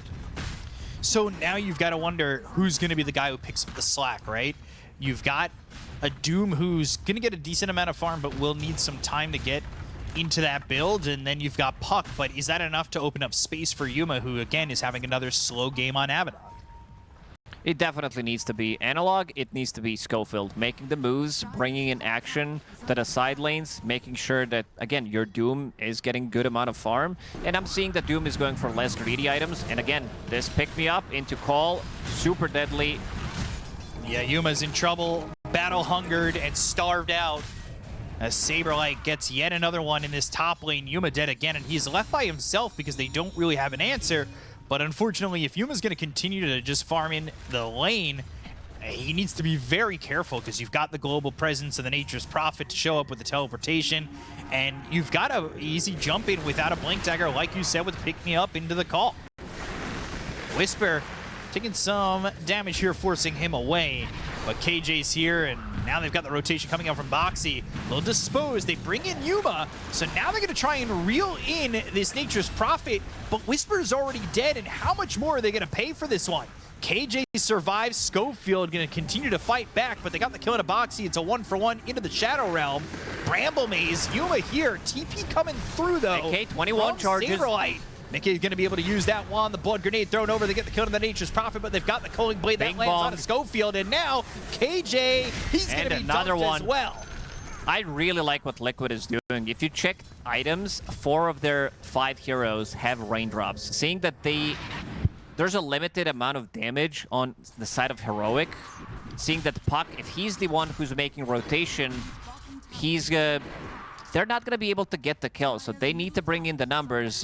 I said 4, but I see Nisha has one in the quick buy after he finishes off Phase Boots.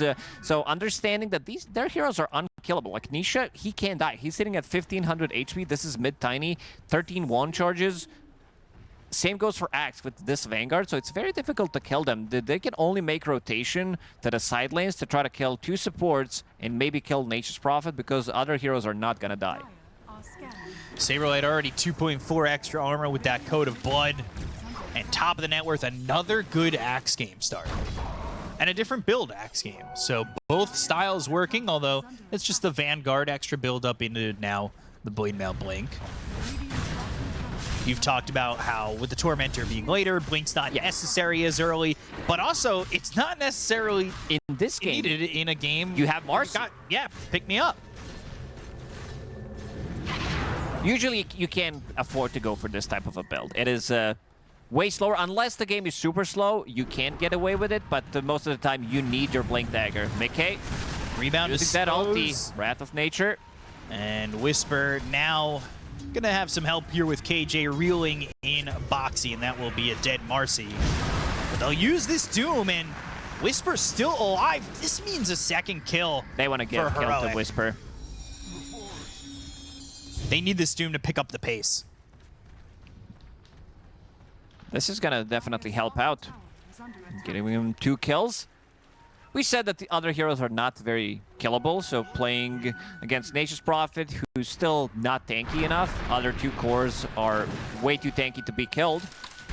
Heroic managed to get something done. Problem is, Abaddon is not a fast farmer. That's why we're seeing him in both of these games at the bottom of the network. Yeah. He can't really farm fast by any means, not until he gets the Radiance. He gets the gold from killing towers, his allies killing towers, bringing in action to his side of the map, picking up bounties. These are all small things that he definitely needs. Otherwise, this Radiance is going to be delayed.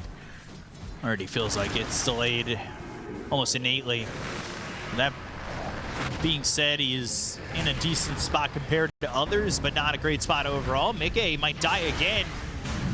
And Toby's going to be here. They've got the Terrorize on it too. The Bedlam now on a Boxy, but he's going to rebound in, trying to go for a kill on a Schofield, who goes into the Shadow Realm. Shadow Realm Strike will kill off Boxy, who stayed around. The Avalanche through, and Schofield's dead to Toby. Missing the Bramble, but they had ways to fix it. Ensnare, reel in, so they pulled Mickey in. Mickey, this is his 4th death. We've seen him recover in game number 1 as well when things were not going his way.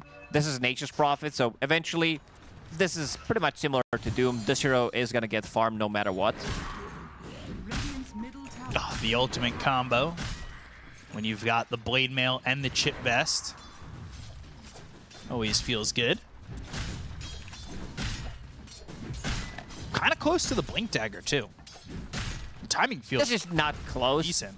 This is like B-Cop close. He's still 1,300 gold away from it. There was a kinda in between the words close and whatever No, I still said a before great that. timing. This is Vanguard, Blade Mail, Brown Boots, even like Raindrop, Magic Wand. If he sells his 2 Ring of Protections, or if he... It's still gonna be insane timing. Look at the difference between him and the rest of the heroes. He's also level 10. Reeling in Toby, but the line will break. They're not gonna fight just yet up top, but they've got this pick-me-up again, and that'll force the borrowed time, even using that Culling Blade. So now not sure what that Saberlight's got to was. run. but he's got some help, and they've got the BetBoom on top of him. They'll get the kill on a Saberlight. Big gold there for Schofield. KJ is dead to Nisha, but can they turn and go for more? They've got the Aphotic Shield to speed up Whisper, who is slowed down for a moment, but the pick-me-up, the bounce in, and now they've got the toss. Looking for the Terrorize. They'll use the Doom. It's on Anisha, and he is getting quite low. Whisper still surviving this. Boxy ends up dead. Nisha in trouble too. That's 3 heroes gone. Schofield, I mean, Toby's trying for the kill, but they've got the Aphotic Shield. There's no way to go for it. I mean, they're fighting on the bridge. This is like being at a concert and trying to move, like you need to pee so badly, trying to get to the toilets, but you can't go through the crowd. Now they bring in Mickey. They've got the Battle Hunger. There's at least the kill on a Whisper. Oh, there can only be one hero that can go on this bridge. I think this has been a great addition to Dota, like that this little particular bridge. part of the map. Loaded to the gills. Do like it. Dire's bottom tower. Saberlight tried to dunk him when he already used ulti. Maybe he thought he was low enough, because usually you don't skill it until you need it for the first time. So maybe try to surprise it, but it was a bit of a delayed reaction. Now that you know it's up, you can't really kill him until you get the level 3 ulti, which is 475 threshold. Or if you get Whispers of the Dread, if you get Kaya Sanj, then it goes up to 700 with level 20 talent. So eventually you might be able to dunk him through his ulti. Damn. There's the Midas for the Doom. That's flying out. He's got drums. He's going into the BKB. Bit of a different build, of course, with Doom in a different position. Smoke used by the side of Liquid on both supports. We'll see if they can get something to happen here. Bottom, Saberlight, and Nisha also in the area. And they've got this Blink Dagger now in the axe. So about a minute and a half from when I said he was kind of close to it. Timing-wise, relative to the game, Are scanning. was ish. But now, can they use this Blink to get a kill quickly? Gotta go back, pick it up, see if they can find maybe the Doom. Are scanning. Potentially even Schofield here on the Dark Will. They know this is going to be the 14-minute timing on this Shrine, so it's a good time to fight. But the scan, it connects, and the rest of the team on the side of Heroic is starting to get dragged down here. They'll protect this Shrine, and there won't be an attack coming in from Liquid. Doom managed to recover nicely, sitting at almost 7,000 at this point. Has Hand of Midas, has drums, buying into some of the smaller items, and eventually he's going to start to scale. Not going for Radiance build, and they will gank this camp, make sure that they're getting the gold. And speaking of ganking, Saberlight and Boxy, they're ready to jump in. Blink call, looking for the Terrorize, but there is the pick-me-up. KJ and Schofield already dead. The Doom is going to be used onto the axe. But can he survive this? Going after Yuma, the Noxious Plague thrown over onto Whisper, who's going to get low. But he's got that Aphotic Shield. Is that enough to save him? Saberlight's the only one dead. They bought back up both supports on the side of Heroic. They'll throw the Terrorize out. That lands on a 2. But now the Bramble Maze is down, and they've got the BetBoom right on top of Toby to at least get themselves a second. Oh, the buyback this has to be is a lot. one of the fastest buybacks we've seen on both supports. Sometimes we'll see a support buying back if they find a good opportunity to do so, but double buyback 15 minutes into the game is not something you see every day. Maybe they didn't sync those up. Not sure if they needed both of those to win that fight, but this also means once they get the kill on them in the next fight, they're going to be gone for a good 60 seconds. It'll be a long time if the supports end up dead soon. Blink Dagger now from Nisha. We'll see if they can make a move with that. What's been really effective for this Doom is the Tendrils of the Deep. That extra bit of control. I thought It's a beer I thought it was program. going to be picked up more, but we're still seeing Alpha Wolf, we're still seeing Mana Burn early on. Kobold, not as much, because you can get it from the neutral item. They stole his cup. Really not a fan of it. Yeah, not Guys, cool. it's not funny. Give him back. There it is. BetBoom, and you can sip on that cup in a grave. But now Schofield's dead for 60 seconds as he gives another coat of blood over to Saberlight with the Culling Blade. They've got a Blink on Nisha, so he has a way in. Blink, Avalanche, toss into a Blink call. So they've got another Culling Blade lined up, and Saberlight's got another kill. He's got a double, and it's even at 14, 16 minutes into the game. As soon as Nisha picks up the Blink Dagger, both of them can now be paired up, play together. While on the other side of the map, you see NP, who's going to continue to farm up. Mickey is slowly catching up. In the next minute or so, if he doesn't die, he's definitely on top of the network. Going for the same item build, this is pretty standard. I think a lot of people thought that NP carry is dead after all these nerfs, but he's still back. Like, the facet that we buffed, that we gave him, is very strong for laning. It gives you sustain. It gives you opportunity to kill. And it, again, with the stats gain, him being universal hero, this hero is one of the better overall carries when it comes down to scaling into the late game, because he can build into any damage item. We saw Mickey in the second game going for magic damage oriented build, Parasma, Witchblade turns that Mjolnir as well, and you can also go for full physical if it's necessary. Schofield gonna die here, and they'll Dream Coil this Venomancer, but Nisha's still around. Do they want to continue to fight this? They're gonna pick him up and then unleash into Whisper's face and get the kill onto the Doom. I mean, they wanted to fight. They commit the Dream Coil, and they keep the Doom nearby, but not really much else was used. It almost felt like they baited themselves a bit. Again, the Radiance is finally online on Yuma. 17 minutes. Compared to some other carries that come online much faster, I haven't really been impressed by Abaddon from the carry role, I gotta say. Definitely agree with that. Dire's bottom tower Especially these last two Abaddon games, there has not been much in the way of success. Or, well, early success, that is. Call in, and they're going to answer. Get another kill on a Schofield. This is not the same as we saw in game number 2 for Schofield. He has already got 6 deaths. Very difficult game for him. Playing into Axe, playing into Marcy, playing into Tiny as well. A lot of damage on the ground that he doesn't like to play into. Stop his TP, stop him from maneuvering with Shadow Realm. Whisper sold his Midas. Does have a BKB available now. Really enjoying this pick-me-up as they continue to jump in with that rebound. Pretty great gap closer, especially as a secondary one. If maybe somebody 4 staffs away, you've already blinked in, you still have the pick-me-up to stay on their tail. There it is. They returned the cup. This is my favorite creep in Dota. The boys are fine, you know, the boys are top tier, but this guy. What does he have? Does he have purse as well? Yeah, of course, he's a kobold. He has some gold in it. Yeah. You gotta hold it. Everybody's got their purse on him these days. Yeah, he has that Eastern European look. Yeah. Gotta keep everything safe. I wonder what's in the cup. That's really... More gold, probably. Or just drinking gold? Sounds pretty on it. We're taking a look. It's empty. Fill that cup. Is it empty? I guess, yeah, that's the maybe, shine. That looks like it's maybe empty. it has double bottom. I'm sure he hid some gold in it. Well, it is made of gold. He is a sneaky fella. is under attack. Smokes across the board. Blink in. They've got the Waning Rift. They'll get the silence, but the Yule's up into the air. Can they get the control on Nisha? They're looking for the Terrorize, but Saberlight blinks in against the call to the Dark Willow.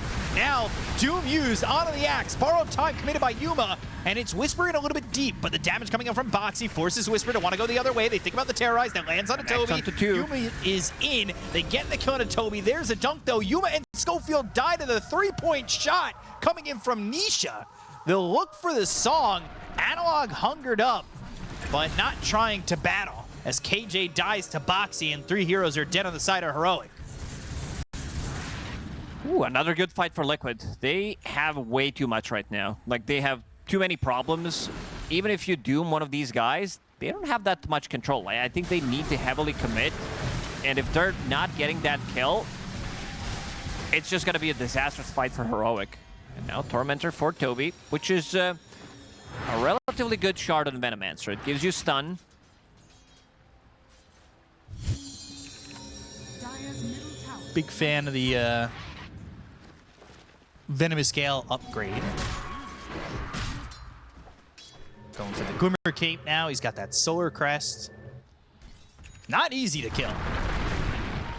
Uh-oh. Nisha's here, and So is Mickey. They've got the Sprout, and Toby's going to show up. Nisha getting himself yet another. But he's 4-1-8. It's not a lot of kills, but he's definitely showing to have a lot more of a presence in the game when his lane is not as difficult as it was in games 1 and 2. Oh, Tiny with level 2 ulti manages to maneuver through the Bramble Maze. Not big enough to connect, but still also not KJ? Not ready to get the kill. KJ looks very dead. Boxy is pretty much going to solo him. Didn't have rebound available, but did have that 4 staff, and now a Waning Rift and an Illusory, but that's really not going to do much of anything. 9,000 net worth lead here for Liquid. Thought it was a tighter game than this, but Liquid have taken some really good fights that have expanded their lead. Illusory Orb, Nisha might have an idea. Avalanche as well as the toss, but into the Shadow Realm, blink into the call, and now there is nothing doing except for another Culling Blade from Saberlight.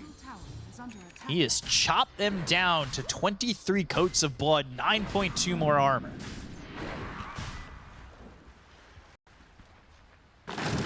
Feeling pretty good with that. Nisha picks up the 4 staff. This is the newer build on Tiny. Not sure who started this trend. It's also the old school Tiny build from back in the days, back from my days, but it hasn't been relevant in quite some time. Where you're, maybe Kiyotaka was the one who started this new trend, where you're pretty much building into these items to reset the fight, being very annoying. It gives you mana, so you never need any kind of a mana. It gives you good ways to just survive. It gives you ability to get multiple rounds of spells in a fight, knowing that you're not gonna die. It's also good against Doom, because you can still use your items. You can use 4 staff, you can use Yules. Yuma still alive. ulti. Saber pops the BKB. They keep thinking about getting this terrorized, but it's never going off, and now they'll look for the song. They've got the call, they'll get the kill, the Culling Blade is there again. They'll find themselves Mickey, so maybe there's a fight here for the side of Heroic. They'll look over for Nisha, they got the silence onto 2 with the Waning Rift, but Analog onto the backlines looking over at Saberlight. They've got themselves exposed, but now Nisha 4 staff away. Yuma in trouble, he doesn't have the borrowed time anymore, and now the Noxious Blade doing some work. They get the kill on Yuma, but they may lose Toby. However, they'll get the kill onto Whisper. Phase shift the other way. Saberlight looking, looks for the call, but misses it. They'll reel him under the tower, and now they jump over. They've got themselves the Glyph out of the tier 2 to try and get Another some 4 damage staff. out. Oh, but this KJ, Tiny, his items ends up dead, and so does Boxy. Working out amazingly in this fight.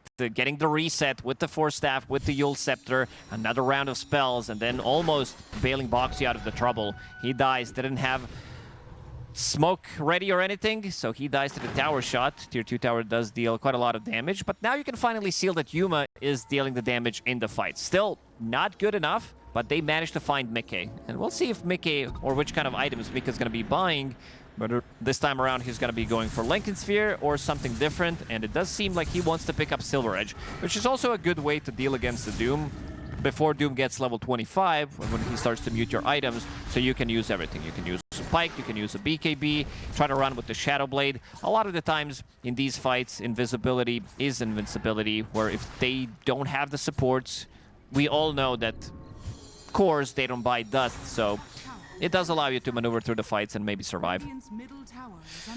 Ridiculous.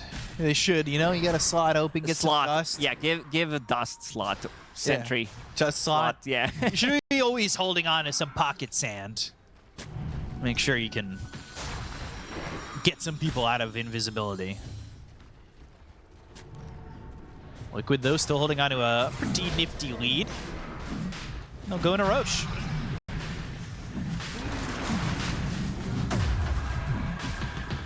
Should be an easy Aegis.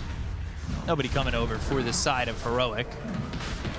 Yuma, he's doing some of the damage, but he needs more survivability, and he's going into the BKB next, but it feels like it's not going to be fast enough as Saberlight, again, just 33 coats of blood for an extra 16.5 armor now. And that's he is pretty massive. 13, 2, and 5. For your battle hunger damage, it gets pretty insane. how much damage you're dealing. You have level 15 talent, so that's extra slow. You're going for level 10 talent, allowing you to have more move speed for every Battle Hunger. And also, once you get to level 25, if you do get it, 2x Battle Hunger armor multiplier, this is where stuff goes pretty insane. With Shard, of course, so you can use multiple Battle Hungers. They're not moving. You have extra move speed, plus you're also dealing insane amount of damage. Basically, that's your damage dealing spell. Have this Aegis now. Let's see what they want to do with it. As Saberlight jumping into the water, getting himself a call into the creep wave, just devouring creeps. Similar to the way a hippo would attack in the water, jumping out, biting them, devouring. But he's doing the axe a la Hippomaniacs build and play style. Having some fun. Another good axe game. It seems like every axe game is a good axe game. Till it's not. But I don't know if this one's gonna exactly turn away, and that's a blink call that ends up being off the mark. Analog now has to TP away as he's juking away from these heroes. But what can Heroic do with these 3.5 minutes that Liquid have this Aegis? Do they just try to avoid fights altogether? Can they maybe find a pickoff to slow down Liquid's aggression? Or do they just farm and look for these next items? Radiant are scanning. They're ready to go with this Aegis. Most definitely they are looking for a fight, but so is Heroic. Not the hero you want to find immediately, especially if he's going to be backed up by the teammates. Toby dead, KJ gone, blink call on the 2, and they'll get the kill in a whisper. They'll look over at Yuma, picking up an amplified damage at the same time. The Battle Hunger onto this Abaddon. Terrorized, but the blink call again. Schofield, Yuma, they both fall by the wayside, and Saberlight is godlike. Yeah, usually he's the one who's bing-bonging, but this time around he is ping-ponging, playing with Marcy with the pick-me-up facet, then Tiny throws him in. Saberlight, this Octarine Core is also a very good item pickup. Lowering the cooldown by 25%. He has Whispers of the Dread, and he also does have level 20 talent. So that's extra. Like, you can dunk people with 718 damage or HP. Wow. Quite the strong dunk. That's with amplified damage. It goes down to 701 if I am correct. But you might need Kaya Sanj for that. So right now it's 630. Doesn't have Kaya Sanj. Silver Edge being built. Okay, just continuing to farm. Top of the net worth. Saberlight doing his hardest, though, to try and keep up. Toby going to take away some vision here as he's got some help off to the side. Saberlight and Nisha in the vicinity. But they're not going to find the jump, at least initially. And they will not find this Puck, who backs up onto the high ground. They'll find Whisper, though. And they've got more than enough damage with Boxy and Mickey here. And Mickey's now put himself on a killing spree. Boxy continuing to help. That's his 12th assist. Meanwhile, Mickey's got 18 assists. So everybody being quite involved. The only one who doesn't have double digits assists is Saberlight. Yeah, because he's stealing all the kills. Stealing. I mean, you want to give it to Axe because of his coat of blood.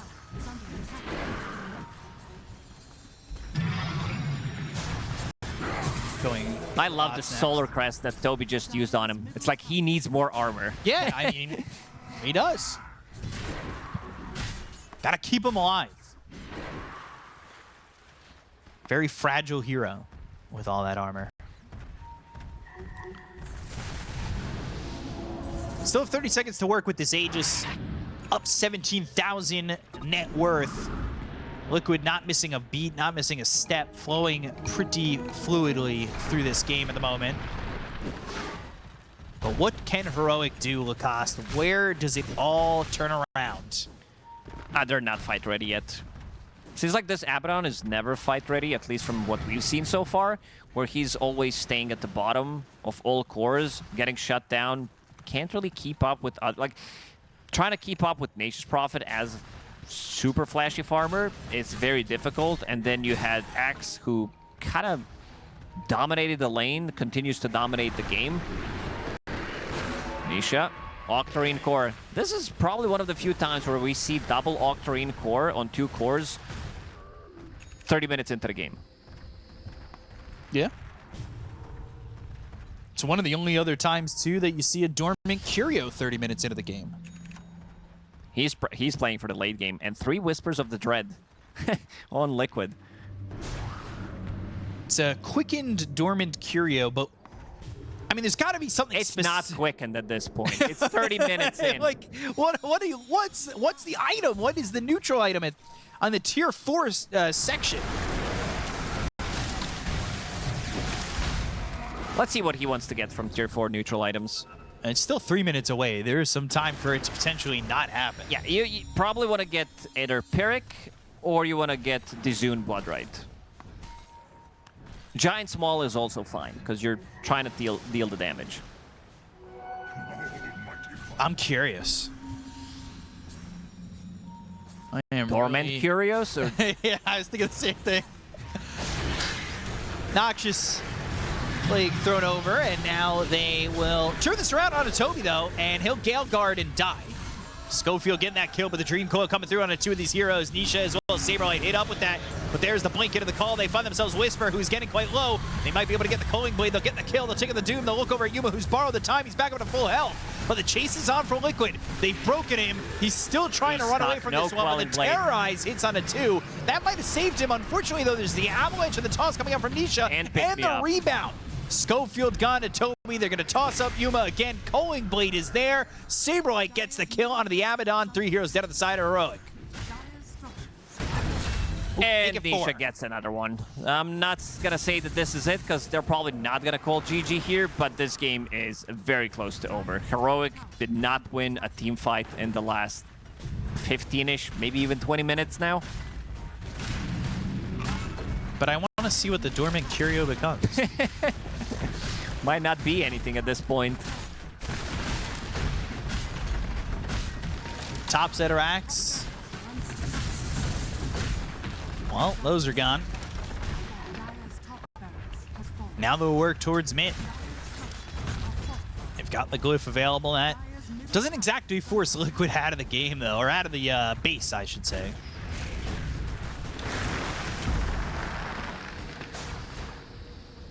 But now they start to retreat. Analog cutting the creep waves. He's trying to get into that Ags. He's got that Parasma. Octarine core. He's farmed, but he needs help. He needs a little bit more. In the previous game, they had Doom with Doom breaks against the Abaddon, and they also had Puck with Silence. That's how they managed to kill Abaddon before triggering the ulti, and now Mickey is going for Hex after finishing off Silver Edge. So now you have the break plus silence combo, because Hex is a break. It is silence, mute, and disarm. Oof. How do you survive as Yuma? He's about to hit level 20. Well, kinda. But 15 seconds. Until tier 4 neutrals. Let's see. He still needs to farm the Mad Stone, though. Yeah, he still has to get there. We'll see if he does. He should have some help getting some Mad Stones. Can you imagine he kept it as a Dormant Curio again? Playing for 60 minutes? Yeah. Yeah, that's not going to happen. Radiant's top tower. For 2 reasons. First of all, they're not going to get to 60 minutes. You never know. And second, they're going to lose before 60 minutes. Going through the Twin Gate. Let's see if they can find something. Team Liquid playing on a different side of the map. So they made all this move to the bottom lane just to have a different entry. You can see them drawing on a minimap. It's actually Yuma who's drawing exactly how they want to enter. Seeing that they will not expect this move. Not from this angle, at least. Seeing that there is still tier 1 tower available for Liquid in the top. Yuma. Oh, the courier spots him. unleash. Yuma needs to be careful. They'll jump into the laning rift. That's on a 2. They're thinking about going to the Terrorize, the Whisper with the BKB, but they've got themselves the Dream Coil. It's going to be on a Saberlight who will snap it. Their attention, their focus is on the Nature's Prophet, who's going to be doomed up, and they get the kill on Analog. They'll take out Schofield. 2 heroes dead. They'll get the song in the back, but Mickey, even with the Doom, he's got the damage. Whisper's gone, and eventually Mickey will die, but it's a 3-for-1 with the buyback being committed. They've got the Culling Blade. They'll take out Yuma, a full team wipe in favor of Team Liquid. Puck did buyback, but not much he can do after that. Mickey still dealing insane amount of damage after getting doomed. 4,000 damage in that fight, standing his ground. Cliff farming, basically, getting stuck on the hill, but still managing to deal damage. And Saberlight, this is probably one of the few times where we're seeing Axe upgrade his Blink, especially into Arcane Blink this early on. Tries for a Blink call. Gem just kind of sitting there. Kind of beautiful. Blink call connects. Schofield half health. Enough to get Culling Bladed. That's gotta feel pretty bad. 43 coats of blood. I think the room has been painted enough. Really like this combo between these two items. Lowering the cooldown of Arcane Blink, which is already a lower cooldown with Octarine Core, and then lowering the cooldown on your Berserker's Call. So you can play pretty much on 8-second cooldown. Like, your Blink is going to be ready even earlier. 6.8 seconds at this point. And there it is. Timeless. The Zune Nuts Bloodright. Bigger AoE. And he did go for Berserker's AoE on 25, so that it becomes massive. Time to buy Gleipnir. Let's go.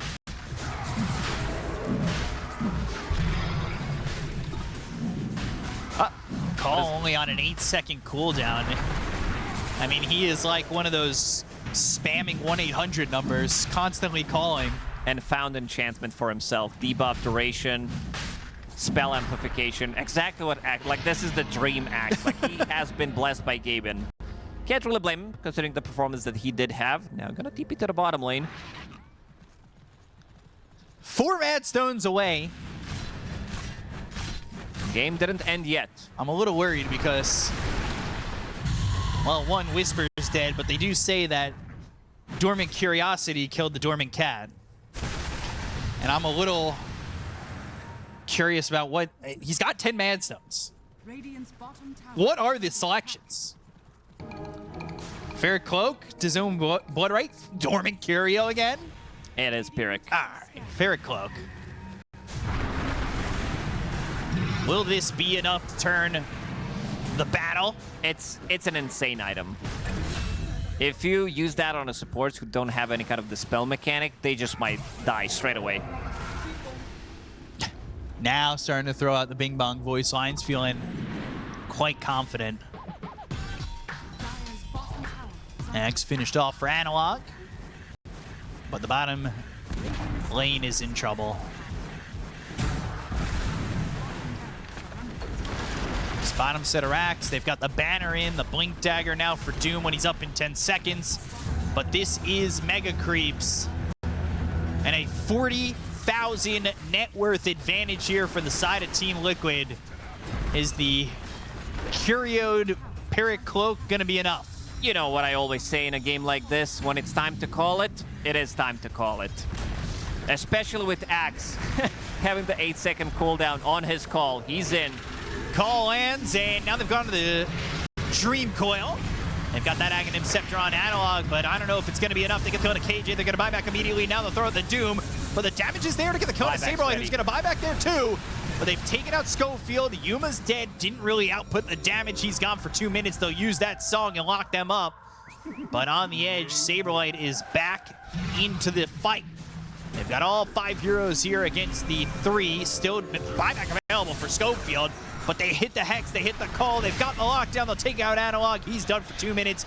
GG, well played, call by Heroic. Can he dunk it? Yes, he can, before the game ends. Sweep. And another Bing Bong in the chat. What a performance. We've seen Axe own. Like, this hero is just becoming the top tier offlaner, the S tier.